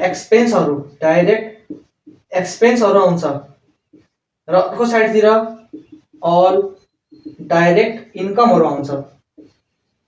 र के हो त डाइरेक्ट एक्सपेन्स भनेको र के हो त डाइरेक्ट इन्कम भनेको, यो बुझौँ। र यो बुझेपछि हामीले के यादै गर्नु पर्दैन, हामीले सिधै कन्सेप्ट लगाएर यो ट्रेडिङ अकाउन्टभित्र सल्भ गर्न सक्छौँ। जम्मै डाइरेक्ट एक्सपेन्सहरू हामीले डेबिटतिर लेख्छौँ, र जम्मै हामीले डाइरेक्ट इन्कमहरू क्रेडिटतिर लेख्छौँ। र डाइरेक्ट एक्सपेन्स भनेको के त, अब त्यो कुरा छलफल गरौँ। र अब यहाँ हेरौँ डाइरेक्ट एक्सपेन्स। अब डाइरेक्ट एक्सपेन्स हेरौँ है, डाइरेक्ट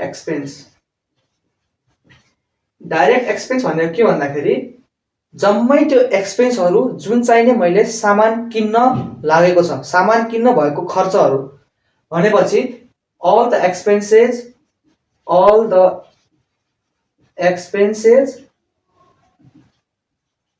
incurred to buy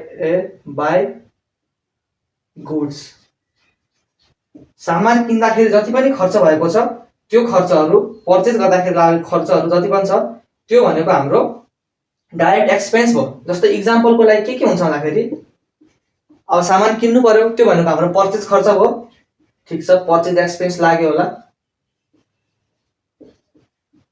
अरू के लाग्यो त, अब यहाँ हामी यहाँ पनि हेर्न सक्छौँ। जस्तै क्यारेज इनवार्ड भन्यो, यो भनेको के भन्दाखेरि जस्तै मैले सामान कसैको गोडाउनबाट किनेको छु भने त्यो गोडाउनदेखि यहाँ मतलब गोडाउनदेखि हाम्रो गोडाउनमा ल्याउनको लागि लागेको क्यारिएज, त्यो भनेको बोक्न लागेको खर्च, त्यो भनेको क्यारिएज इनवार्ड हो। ठिक छ, क्यारिएज इनवार्ड भनौँ। तर विचार गर्नु होला, क्यारेज इनवार्ड है, क्यारेज आउटवार्ड होइन। क्यारेज आउटवार्ड भनेको इन्डाइरेक्ट एक्सपेन्स हुन्छ, र त्यो इन्डाइरेक्ट एक्सपेन्सहरू हाम्रो प्रफिट एन्ड लस अकाउन्टमा हामीहरूले हाल्छौँ। विचार गर्नु होला, क्यारेज इनवार्ड मात्र है, क्यारेज इनवार्ड हो भनेको हामीले हाम्रो गोडाउनमा ल्याउन लागेको खर्च, त्यो सामानहरू अर्को गोडाउनदेखि हामीले किनेर हाम्रो गोडाउनमा ल्याउन लागेको खर्च। र त्यसपछि हाम्रो रहेको छ फ्रेट इनवार्ड। फ्रेट भने पनि त्यही ट्रान्सपोर्टेसन कस्ट नै हो। त्यो ट्रान्सपोर्टेसन कस्ट भनेको हाम्रो सप्लायरको गोडाउनबाट हाम्रो गोडाउनमा ल्याउनको लागि लागेको ट्रान्सपोर्टेसन कस्ट भन्न खोजेको, त्यसैले हाम्रो फ्रेट इनवार्ड। यहाँ पनि बुझ्नु होला, इनवार्ड है, इनवार्ड आउटवार्ड होइन। फ्रेट इनवार्ड सामान किन्नको लागि लागेको खर्च, इन्कर टु बाई गुड्स, यो बुझ्नु होला। र त्यसै गरी वेजेस, यो वेज भनेको लेबर कस्ट हो है, यो भनेको वेजेस र एटसेट्रा। यो वेजेस भन्नु र स्यालेरी भन्नु फरक कुरा हो। यो वेज भनेको हाम्रो लेबर कस्ट हो, र यो लेबर कस्ट भनेको हाम्रो सामान अब उतार्नु पर्यो, लोडिङ चार्ज अनलोडिङ चार्ज, त्यसको लागि लेबर राख्छ हो, त्यो लेबर भन्न खोजेको है। र यो वेजको अहिले अर्को मिनिङ पनि आउँछ, त्यो म अहिले भन्छु तपाईँहरूलाई, यसपछि भन्छु। र यो त भयो प्लस डाइरेक्ट एक्सपेन्स भनेको एउटा यो भयो। र दोस्रो कुरा के छ भन्दाखेरि डाइरेक्ट एक्सपेन्स भित्र यो दोस्रो है, प्लस हो है। यो दोस्रो कुरा के छ भन्दाखेरि all the expenses incurred for further production।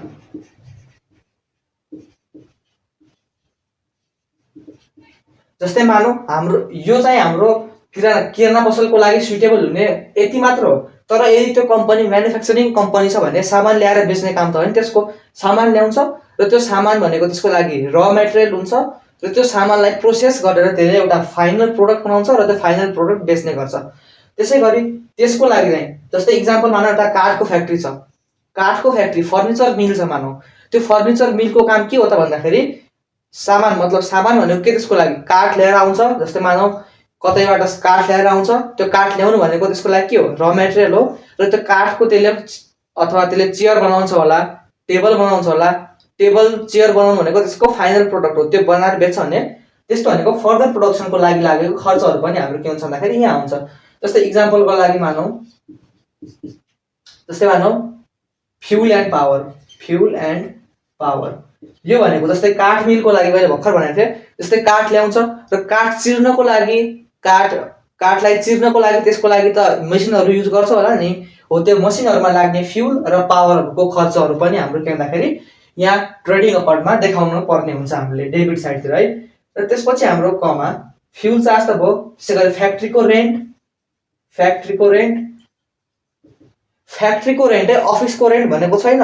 त्यो फ्याक्ट्रीको रेन्ट भनेको त्यो काठ चिर्नको लागि जुन फ्याक्ट्रीतिरको छ गोडाउन छ, मतलब त्यो गोडाउन त नभनौँ कि गोडाउन त स्टोर गर्नको लागि, सरी गोडाउन चाहिँ होइन है। फ्याक्ट्री रेन्ट भनेको जुन ठाउँमा तिनीहरूले काठ चिर्छन् त्यसको लागि रेन्ट तिरेको होला, र त्यो काठ चिर्नको लागि जुन ठाउँ रेन्टमा लिएको छ त्यस्तो फ्याक्ट्री रेन्ट पनि हाम्रो कहाँ आउँछ भन्दाखेरि यहाँ ट्रेडिङ अकाउन्टको डेबिट साइडतिर आउँछ। त्यसै गरी वेजेस, अब यहाँ पनि वेजेस आयो। यो भनेको कस्तो वेजेस भन्दाखेरि यो भनेको त्यो काठ चिराउनको लागि पनि त, त्यो काठलाई फिनिस प्रोडक्ट बनाउनको लागि पनि त लेबरहरू चाहिएको होला, त्यस्तो लेबरहरू भनेको हाम्रो यो वेजेस हो। र यो दुइटै वेजेसहरू कहाँ पर्छ भन्दाखेरि वेजेस भन्ने बित्तिकै आँखा बन्द गरेर तपाईँहरूले ट्रेडिङ अकाउन्टभित्र हाल्नु होला। र अरू कस्तो कस्तो खर्चहरू हुनसक्छ भन्दाखेरि मानौँ फ्याक्ट्रीको हाम्रो अब फ्याक्ट्रीको इलेक्ट्रिसिटी, अब कस्तो इलेक्ट्रिसिटी, फेरि फ्याक्ट्रीको इलेक्ट्रिसिटी है, त्यो भनेको हाम्रो जस्तै जुन ठाउँमा काठ चिरिरहेछ त्यो ठाउँको इलेक्ट्रिसिटी बिल है। फेरि अब पुरै अफिसको इलेक्ट्रिसिटी बिल होइन, त्यो काठ चिर्ने ठाउँ, मतलब त्यो फर्दर प्रोडक्सनमा यदि त्यो खर्चहरू भएको छ भने त्यस्तो खर्चहरू जम्मैले हामीले कहाँ हाल्छ भन्दाखेरि ट्रेडिङ अकाउन्टभित्र हाल्छ है। त्यस्तो खर्चहरू आयो र यसपछि हामीहरूले अगाडि बढ्छौँ। र अब हामीहरू यहाँ हेरौँ, जस्तै यहाँ अरू इक्जाम्पल पनि म दिन्छु। जस्तै मानौँ सामान ल्याउनु पर्यो र भन्सारमा कस्टम ड्युटीहरू तिर्नु पर्यो भने कस्टम ड्युटीहरू पनि आयो, इन्डियाबाट सामान मगाएर यहाँ बेचिरहेको छ भने कस्टम ड्युटी पनि हाम्रो के भन्दाखेरि डाइरेक्ट एक्सपेन्सभित्र आयो। र यो नै रहेको छ। र अब सिम्पल भयो तपाईँहरूलाई, डाइरेक्ट एक्सपेन्स भन्ने बित्तिकै कहाँ हाल्ने, ट्रेडिङ अकाउन्टभित्र हाल्ने। र अब दोस्रो छ हाम्रो डाइरेक्ट एक्सपेन्स भनेको 1 नम्बर भने, र दोस्रो डाइरेक्ट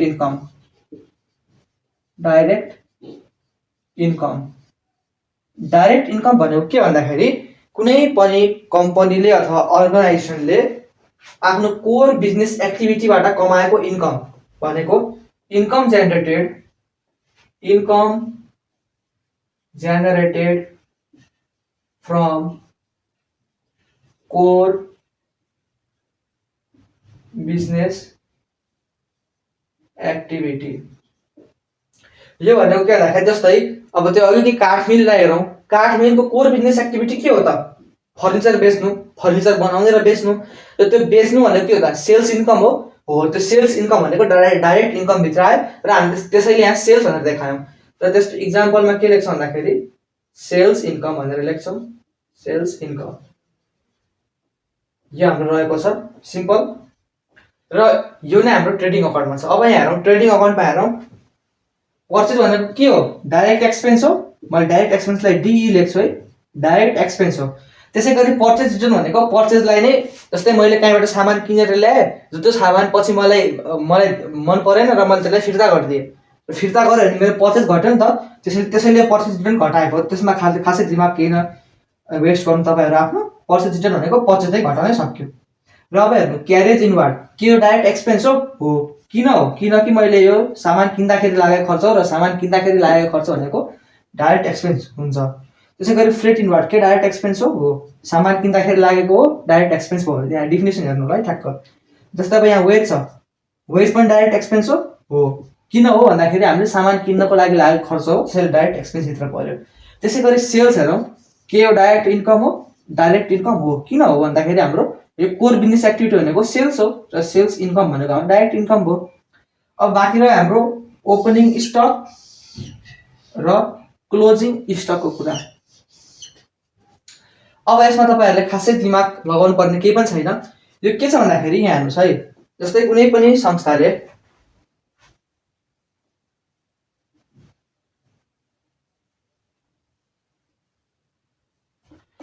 पनि संस्थासँग मानौँ 2077-78 मा, यो भनेको 31 असार 2078 यो भनेको हाम्रो 77 78 को लास्ट दिन है। यो लास्ट दिनमा के भन्दाखेरि यो मानव चामल कम्पनी छ, चामल बेच्ने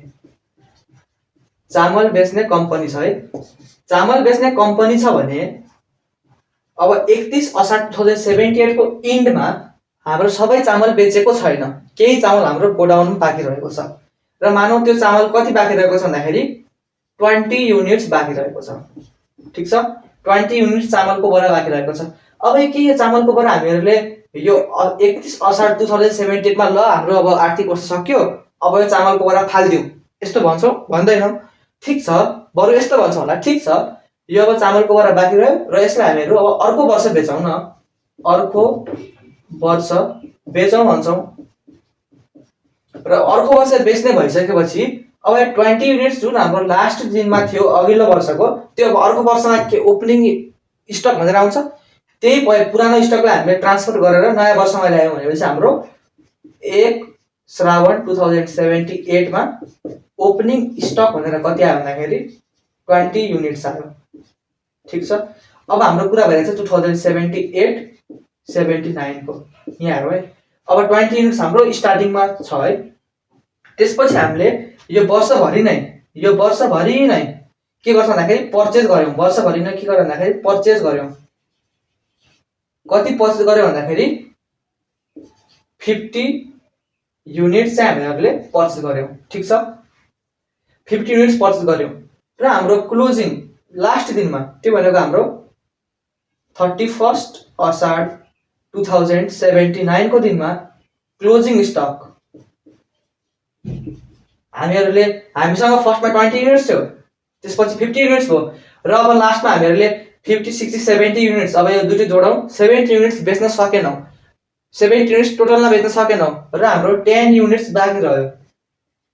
ठीक छ, 10 युनिट्स अनसोल्ड भनेपछि अब हामीहरूले कति युनिट्स बेच्यौँ त यो पालि त्यो निकाल्नु पर्यो। अब हेरौँ, 20 युनिट्स हाम्रो थियो, 50 युनिट्स किन्यौँ, त्यो भनेको हाम्रो 70 युनिट्स हामीसँग जम्मा रहेछ यो वर्षभरिमा र त्यसपछि हामीले 10 युनिट्स हामीले बेच्न सकेनौँ भनेपछि कति युनिट्स बेच्यौँ त? 60 युनिट्स बेच्यौँ अभियसली। त्यो भनेको 70 माइनस 10, त्यो भनेको 70 माइनस 10 भनेको हाम्रो 60 युनिट्स सोल्ड। यो नै हो नि त। अब त्यसै गरी अब यहाँ है हामीले यहाँ के गर्यो भन्दाखेरि 70 कसरी निकाल्यौँ? ओपनिङ स्टक भनेको कति हो? 20 हो। ठीक छ, प्लस 50 गर्यौँ। ठीक छ, 20 प्लस 50 किन भन्दाखेरि ओपनिङ स्टक हाम्रो सुरुवातमा 20 युनिट छ, त्यसपछि वर्षभरि 50वटा युनिट किन्यौँ, त्यो भनेको हामीसँग अहिले 70वटा युनिट छ भनौँ, 70 युनिट छ र लास्टमा 10वटा युनिट्स अनसोल्ड भयो भने हामीले घटाइदिएपछि त कति सोल्ड भयो त्यो निकाल्न सक्छौँ। त्यो भनेको 60 युनिट मैले माथि लेखिसकेँ। अब 20 युनिट स्टार्टिङमा थियो, 50 युनिट हामीले वर्षभरि किन्यौँ र हामीसँग लास्टमा 10 युनिट छ भने कति युनिट बेच्यौँ त? कति बेच्यौँ?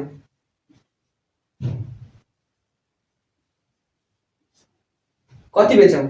इक्वल हुनु पर्यो। किन भन्दाखेरि 20 युनिट स्टार्टिङमा थियो, 50 युनिट वर्षभरि किन्यौँ, 10 युनिट हाम्रो इन्डिङमा छ भने हामीले जति बेच्यौँ त्यो युनिट प्लस इन्डिङमा रहेको युनिट भनेकै त वर्षभरि हामीसँग कति युनिट हो त्यही त हो नि। कुरो यस्तो छ। अब त्यसपछि हाम्रो कति भन्दाखेरि यो भनेको के भन्दाखेरि ओपनिङ स्टक प्लस यो भनेको के भन्दाखेरि पर्चेज इज इक्वल टु यो भनेको के भन्दाखेरि क्लोजिङ स्टक प्लस यो भनेको सेल्स युनिट है। यो भनेको ओपनिङ स्टकको युनिट, पर्चेज युनिट, क्लोजिङ स्टकको युनिट र सेल्स युनिट। अब हेर्नुहोस् यहाँ, अब मैले क्लोजिङ स्टकलाई यता ल्यायो भने opening stock plus purchase minus closing unit हुन्छ। त्यो भन्नको मतलब यसलाई हामीले डेबिट गर्नु पर्यो। ठीक छ, डेबिट हाम्रो उता साइडतिर आयो र यो पनि डेबिट भयो र यो क्लोजिङ स्टक भनेको हाम्रो यता आयो भने माइनस हुन्छ। माइनस भनेको हाम्रो यहाँ डेबिटलाई काट्ने भनेको क्रेडिटले हो, त्यसैले हामीले यसलाई क्रेडिट साइडतिर देखाएका छौँ। यहाँ हेर्नुहोस् है, क्रेडिट साइडतिर यो ओपनिङ स्टक डेबिटतिर छ, ओपनिङ स्टक डेबिटमा हुनु पर्यो, पर्चेज पनि डेबिटमा हुनु पर्यो र हाम्रो क्लोजिङ स्टक क्रेडिटमा किन भन्दाखेरि हामीले यदि यता ल्याएर घटायो भने त माइनस साइन हुने हो र माइनस साइन भनेको नै हाम्रो यो अकाउन्टमा अहिलेको लागि यहाँ ट्रेडिङ अकाउन्टमा हाम्रो क्रेडिट छ, त्यसैले हामीले यहाँ क्रेडिटमा राखिदियौँ यसलाई। सिम्पल छ। त्यस पछाडिको लजिक यही नै हो है। र यसरी हाम्रो ट्रेडिङ अकाउन्ट प्रिपेयर हो। र तपाईँहरूले दिमागमा के याद गर्नु भन्दाखेरि खालि यति नै याद गर्नुहोस्, ट्रेडिङ अकाउन्टमा डाइरेक्ट एक्सपेन्स र डाइरेक्ट इन्कम हाल्नुपर्छ र त्यसपछि हाम्रो ग्रस प्रफिट अथवा ग्रस लस आउँछ, जे आउँछ त्यो भनेको हाम्रो ब्यालेन्सिङ फिगर हुन्छ। यति नै बुझ्नुहोस्। र यो ग्रस प्रफिट, ग्रस भन्ने शब्दले के बुझाउँछ? ग्रस प्रफिट भनेको के हो त? के हो भन्दाखेरि यसको मिनिङ भनेको बेचेको सामानमा कमाएको मार्जिन। बेचेको होइन, बेचेको नै हो, सरी, बेचेको सामानमा कमाएको प्रॉफिट अथवा नाफा भनौँ, प्रॉफिट और नाफा। ग्रस प्रॉफिट भनेको के भन्दाखेरि बेचेको सामानमा कमाएको नाफा। त्यो भनेको हामीले सिधै बुझौँ। किन यस्तो भन्दाखेरि डाइरेक्ट इन्कम भनेको कोर बिजनेस एक्टिभिटीबाट हुने इन्कम हो, जुन हाम्रो सेल्स हो, जुन हामीले बेच्छौँ र हाम्रो बाँकी जुन पनि पर्चेज गर्छौँ अनि क्यारेजहरू लाग्छ त्यो भनेको हाम्रो डाइरेक्ट एक्सपेन्स हो। र डाइरेक्ट इन्कमबाट डाइरेक्ट एक्सपेन्स घटायो भने हाम्रो बेचेको सामानमा कमाएको मार्जिन आउँछ, त्यो भनेको हाम्रो ग्रस प्रॉफिट हो। र यसरी हामीहरूले ट्रेडिङ अकाउन्टलाई याद गर्छौँ। र अब ट्रेडिङ अकाउन्टलाई सिम्पल तपाईँहरूले दिमागमा के राख्नु पर्यो भन्दाखेरि ट्रेडिङ अकाउन्ट भन्नु पर्यो यतातिर डाइरेक्ट एक्सपेन्स र डाइरेक्ट एक्सपेन्स भनेको के नबिर्सिनु होला है। यो भनेको चाहिँ हाम्रो कि त हामीले बाई गर्दाखेरि लागेको खर्च प्लस फर्दर प्रोडक्सन गर्न लागेको खर्चहरू जम्मै हाम्रो डाइरेक्ट एक्सपेन्स हुन्। र डाइरेक्ट इन्कम हाम्रो क्रेडिटतिर डाइरेक्ट इन्कम, त्यो भनेको हाम्रो कोर बिजनेस एक्टिभिटीबाट कमाएको इन्कमलाई हामीले डाइरेक्ट इन्कम भन्छौँ। त्यो भनेको हाम्रो सेल्स इन्कम हुन्छ। र ओपनिङ स्टक र क्लोजिङ स्टक पनि नबिर्सिनु होला। ओपनिङ स्टक भनेको हाम्रो डेबिटतिर लेख्ने र क्लोजिङ स्टक हाम्रो क्रेडिटतिर लेख्ने। किन लेख्ने भन्ने कुरा मैले बुझिसकेँ अघि नै, यो डेबिट हुन्छ र क्रेडिट हुन्छ भनेर भनिसकेँ। र अब यसपछि हामीहरू अगाडि बढ्छौँ र प्रॉफिट एन्ड लस अकाउन्टतिर जान्छौँ। अब प्रॉफिट एन्ड लस अकाउन्ट झन् सजिलो भइहाल्यो। अब यहाँ डाइरेक्ट एक्सपेन्स र डाइरेक्ट इन्कम आयो भने उतातिर डाइरेक्ट नआउला, इन्डाइरेक्ट आउला, सिम्पल कुरो छ। र यसपछि रहेको छ हाम्रो profit and loss account. Profit and loss account भनेर लेख्छौँ, एन्ड लस अकाउन्ट भनेर लेख्छौँ हामीहरूले। र कहिलेको भन्दाखेरि फोर द इयर एन्डेड। यो फोर द इयर एन्डेड, यो वर्षभरिको हो नि त हाम्रो एक्सपेन्स र इन्कम, त्यसैले हामीले फोर द इयर एन्डेड लेख्छौँ। एजन नलेख्नु होला। एजन भनेको अब ब्यालेन्स सिटमा मात्र लेख्ने चिज है। फोर द इयर एन्डेड कति भन्दाखेरि 31 असाढ। अब वर्षलाई मैले क्रस गरिदिएँ है। र यो रहेको छ। र अब यहाँ हेरौँ, पर्टिकुलर्स लेखौँ पहिला। पर्टिकुलर्स सेम अघिको जस्तै अमाउन्ट, त्यसै गरी पर्टिकुलर्स र अमाउन्ट।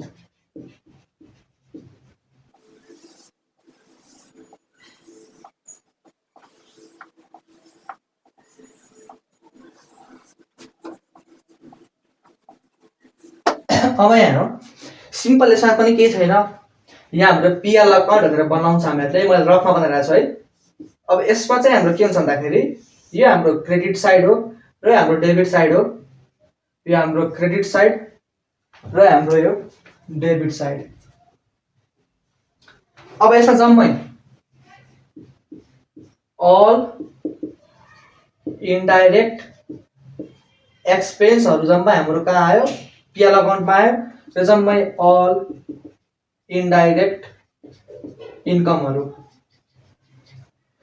यो हाम्रो कहाँ भन्दाखेरि क्रेडिट साइडतिर आयो। र के हो त इन्डाइरेक्ट एक्सपेन्स भनेको र के हो त इन्डाइरेक्ट इन्कम भन्ने कुरा हामीहरू अहिले पढ्छौँ।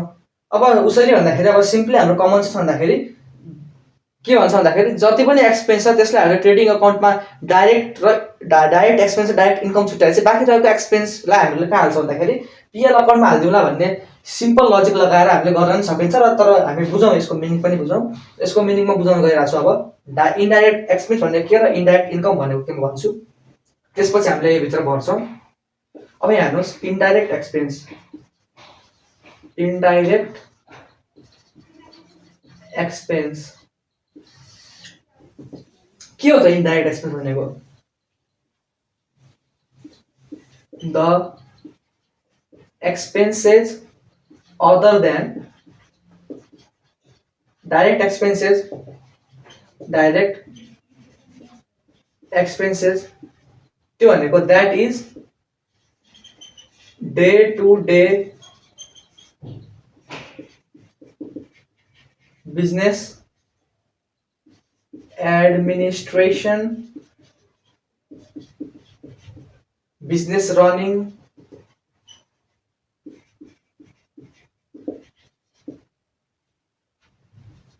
selling and distribution,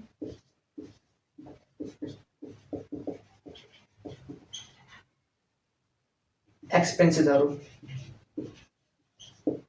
अब यसभित्र के भन्दाखेरि जम्मै डाइरेक्ट भन्दा बाँकी रहेका एक्सपेन्सहरू जम्मै इन्डाइरेक्ट एक्सपेन्स हुन् र डाइरेक्ट भन्दा बाँकी जति पनि एक्सपेन्स छन् तिनीहरू इन्डाइरेक्ट एक्सपेन्स हुन् र यस्तो एक्सपेन्स भनेको कस्तो भन्दाखेरि day to day business administration एक्सपेन्सहरू हुनसक्छ र बिजनेस रन गर्दाखेरि लाग्ने एक्सपेन्सहरू हुनसक्छ र सेलिङ र डिस्ट्रिब्युसन गर्दाखेरि त्यो गुड्सहरूलाई सेल्स गर्दाखेरि जति पनि खर्चहरू हामीले गर्छौँ त्यो खर्चहरू पनि हुनसक्छ। अब जस्तो इक्जाम्पलको लागि हेरौँ, day to day business administration expense भन्नाले कस्तो एक्सपेन्स भन्दाखेरि जस्तै मानौँ बिजनेस चलाउनको लागि बिजनेस रनिङ एक्सपेन्स कस्तो भन्दाखेरि यहाँ है जस्तै बिजनेस चलाउनको लागि हामीले स्यालेरी दिनुपर्छ, आफ्नो म्यानेजरलाई होला, आफ्नो वर्कर्सहरूलाई होला, सरी वर्कर्स भन्ने त हाम्रो ट्रेडिङ एन्ड पेलभित्र आउँछ, वर्करलाई होइन, आफ्नो स्टाफहरूलाई, आफ्नो इम्प्लोयरहरूलाई, आफ्नो सुपरभाइजरहरूलाई, आफ्नो म्यानेजरहरूलाई जुन स्यालेरी दिन्छ त्यो हाम्रो कहाँभित्र आउँछ भन्दाखेरि इन्डाइरेक्ट एक्सपेन्सभित्र आउँछ। सरी त्यसै गरी ब्याड डेप्ट भयो। ब्याड डेप्ट भनेको के हो त? के त हाम्रो सामान किन्दाखेरि भएको खर्च हो? होइन। के त्यो हाम्रो फर्दर प्रोडक्सन लागेको खर्च हो? होइन। त्यो भनेको टाइप अफ लस हो। र त्यस्तो लसहरू पनि कहाँ आयो? इन्डाइरेक्ट एक्सपेन्सभित्र। हामीले के भन्दाखेरि त्यो डाइरेक्ट एक्सपेन्स हो कि भनेर हेर्ने र त्यसको कन्डिसन सेटिस्फाई भएन भने त्यो अभियसली इन्डाइरेक्ट एक्सपेन्स नै हुन्छ। र त्यसै गरी अरू एक्सपेन्सहरू के हुनसक्छ जस्तै मानौँ फ्रेट आउटवार्ड। अघि मैले फ्रेट इनवार्ड भनेको थिएँ, अब फ्रेट आउटवार्डको कुरा आयो। फ्रेट आउटवार्ड भनेको मैले कुनै मान्छेलाई सामान बेचेर त्यो सामान बेचे बापत मैले सामान पुगाइदिनु पऱ्यो नि त, ट्रान्सपोर्टेसन कस्ट तिर्नु पऱ्यो मैले कम्पनीले भनेपछि त्यो फ्रेट चार्जहरू फ्रेट आउटवार्डहरू के भन्दाखेरि इन्डाइरेक्ट एक्सपेन्स भयो, किनकि त्यो डाइरेक्ट एक्सपेन्स भन्दा बाहेक अरू एक्सपेन्स हो अदर देन डाइरेक्ट एक्सपेन्स। त्यसै गरी क्यारियज आउटवार्ड। आउटवार्ड भन्ने बित्तिकै मैले अब कस्टमरलाई के भन्दाखेरि सामान लगेर जानको लागि मैले अब पैसा तिर्दिएँ, लग्नुहोस् तपाईँहरू यो मेरो तर्फबाट भनेर तिरेँ, क्यारिज आउटवार्ड भयो। त्यो पनि हाम्रो के भन्दाखेरि इन्डाइरेक्ट एक्सपेन्स भयो। त्यसै गरी अरू के हुनसक्छ इन्डाइरेक्ट एक्सपेन्सभित्र भन्दाखेरि अरू मानौँ सेल गर्दाखेरि मानौँ कमिसन दियौँ, त्यो पनि इन्डाइरेक्ट भयो, किनकि अब त्यो पर्चेज गर्दाखेरि लागेको खर्च हो? होइन। अथवा फर्दर प्रोडक्सन गर्दाखेरि लागेको खर्च हो? होइन। भनेपछि के खर्च भन्दाखेरि त्यो इन्डाइरेक्ट खर्च हो। भने त्यसै गरी धेरै छ, यो यसभित्र धेरै खर्चहरू हुन्छ। मानौँ अफिस रेन्ट, अफिसको रेन्ट इज इन्डाइरेक्ट एक्सपेन्स, किनकि त्यो हाम्रो न त गुड्स प्रोडक्सनको लागि लागेको हो न त हाम्रो किन्दाखेरि लागेको खर्च हो। भनेपछि अब ठिक छ, त्यो जम्मै इन्डाइरेक्ट एक्सपेन्सभित्र आयो। र इन्डाइरेक्ट इन्कम भनेर हेरौँ। अब यसको इक्जाम्पल पनि लेखिदिउँ। इक्जाम्पलमा हाम्रो स्यालेरी भयो, त्यसै गरी ब्याड डेप्ट भयो, त्यसै गरी हाम्रो कमिसन भयो, कमिसन एक्सपेन्सहरू भयो। त्यसै गरी हाम्रो अरू के हुनसक्छ भन्दाखेरि फ्रेट आउटवार्ड,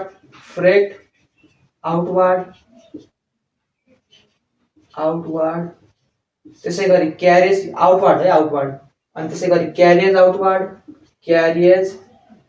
आउटवार्ड।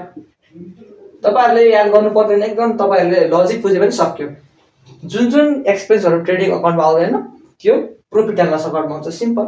त्यसै गरी अरू के छ त भन्दाखेरि अब स्यालेरी भयो, ब्याड डेट भयो, कमिसन भयो, क्यारिज आउटवार्ड भयो। त्यसै गरी मानौँ अफिसको रेन्टहरू भयो, त्यसै गरी डेप्रिसिएसनहरू भयो, त्यसै गरी डिस्काउन्ट अलाउडहरू भयो, र अन्य थुप्रै धेरै छन्। त्यसैले हामीले इटिसी भनेर लेख्छौँ।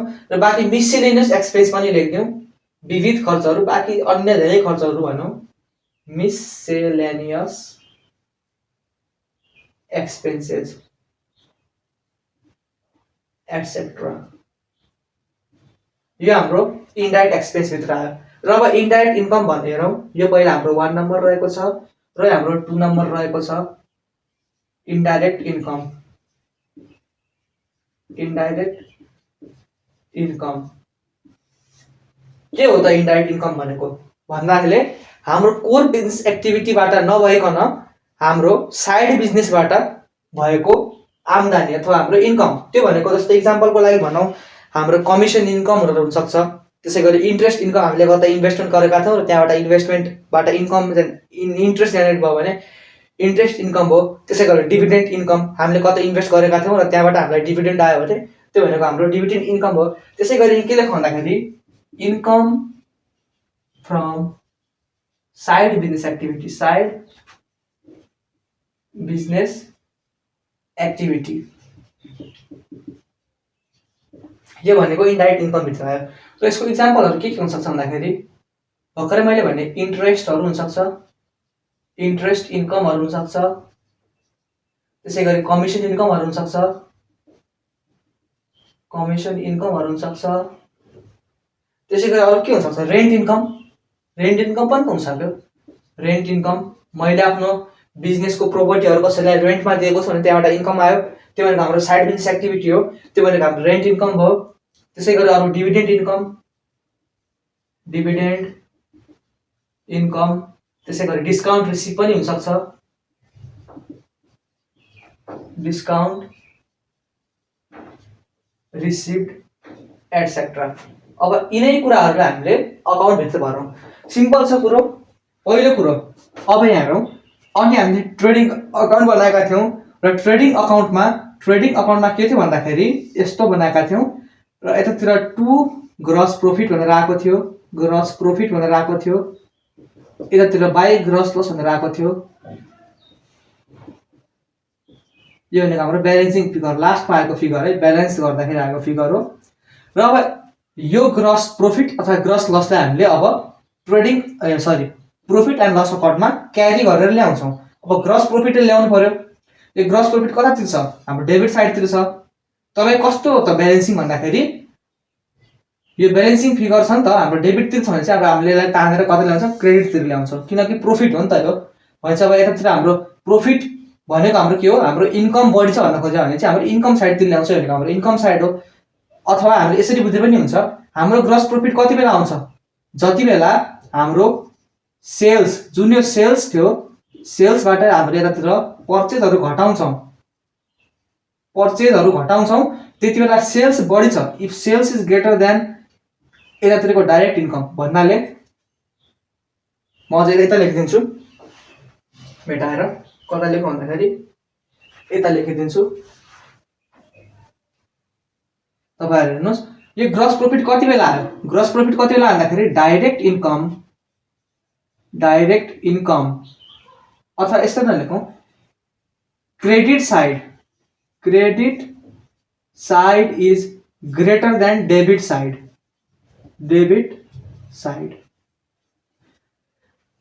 मानौ यो ट्रेडिङ अकाउन्ट छ एउटा, यहाँ सेल्स छ, सेल्स 100 रुपिसको छ, मानौ अहिले ओपनिङ स्टक र क्लोजिङ स्टक छैन भनौँ है।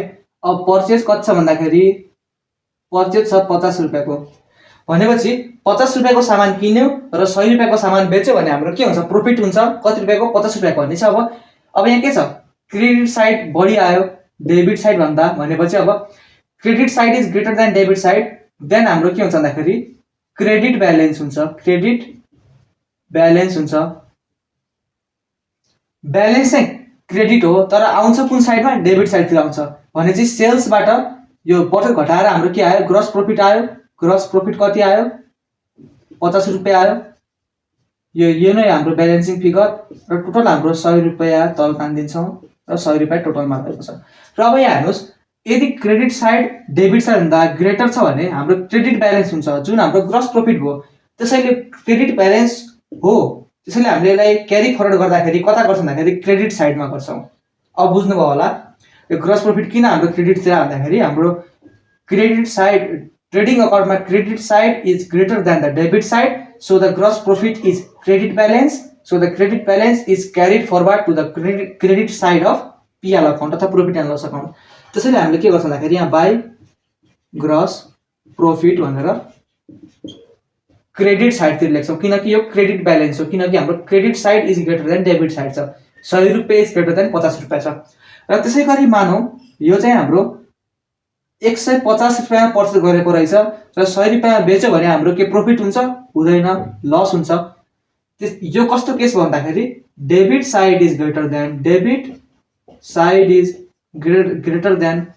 क्रेडिट साइड भयो र यस्तो केसमा हाम्रो डेबिट ब्यालेन्स हुन्छ, डेबिट ब्यालेन्स आउँछ। त्यो भनेको डेबिट बढी छ भन्न खोजेको है। डेबिट ब्यालेन्स भन्नाले अब यहाँ के भन्दाखेरि ग्रस लस भनेर आयो।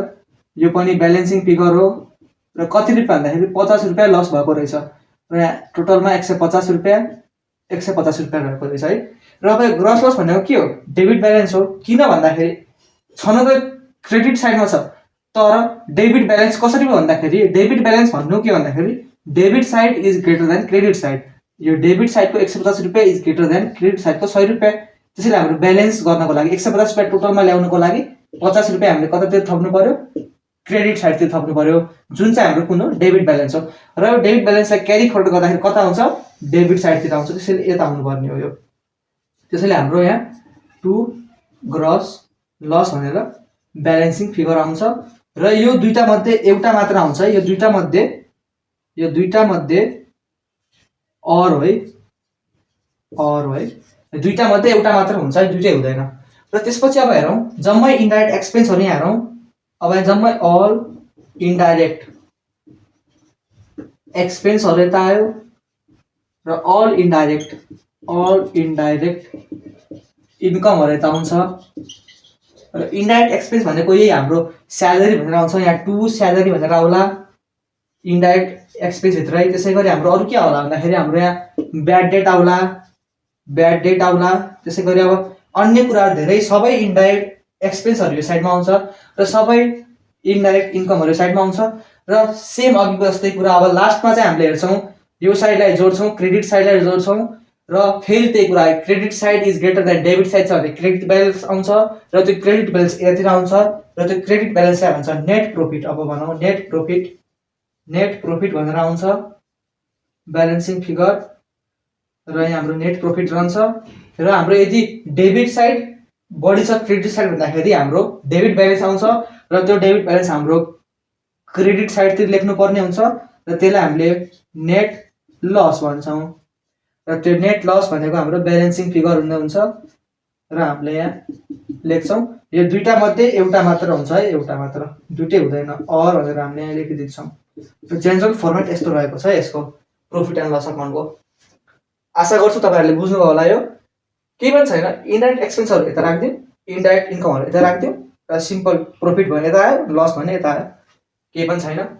यता प्रफिट किन भन्दाखेरि इन्कम बढी छ, हाम्रो आम्दानी खर्चभन्दा बढी छ भने आम्दानी बढी हुनु भनेको हाम्रो प्रफिट हुनु हो, सिम्पल लजिक छ, त्यो केही पनि भएन। र लस पनि त्यसै गरी खर्च बढी छ आम्दानी भन्दा भने चाहिँ लस आयो।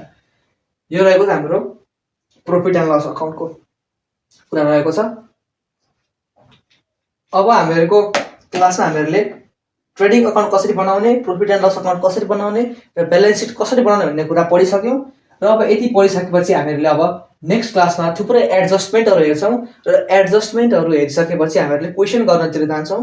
हस्त क्लास अब सबैले बुझ्नु होला भन्ने आशा गर्दै अब यो क्लासलाई टुङ्ग्याउन चाहे। हस्त साथीहरू सबैलाई धन्यवाद, नमस्ते।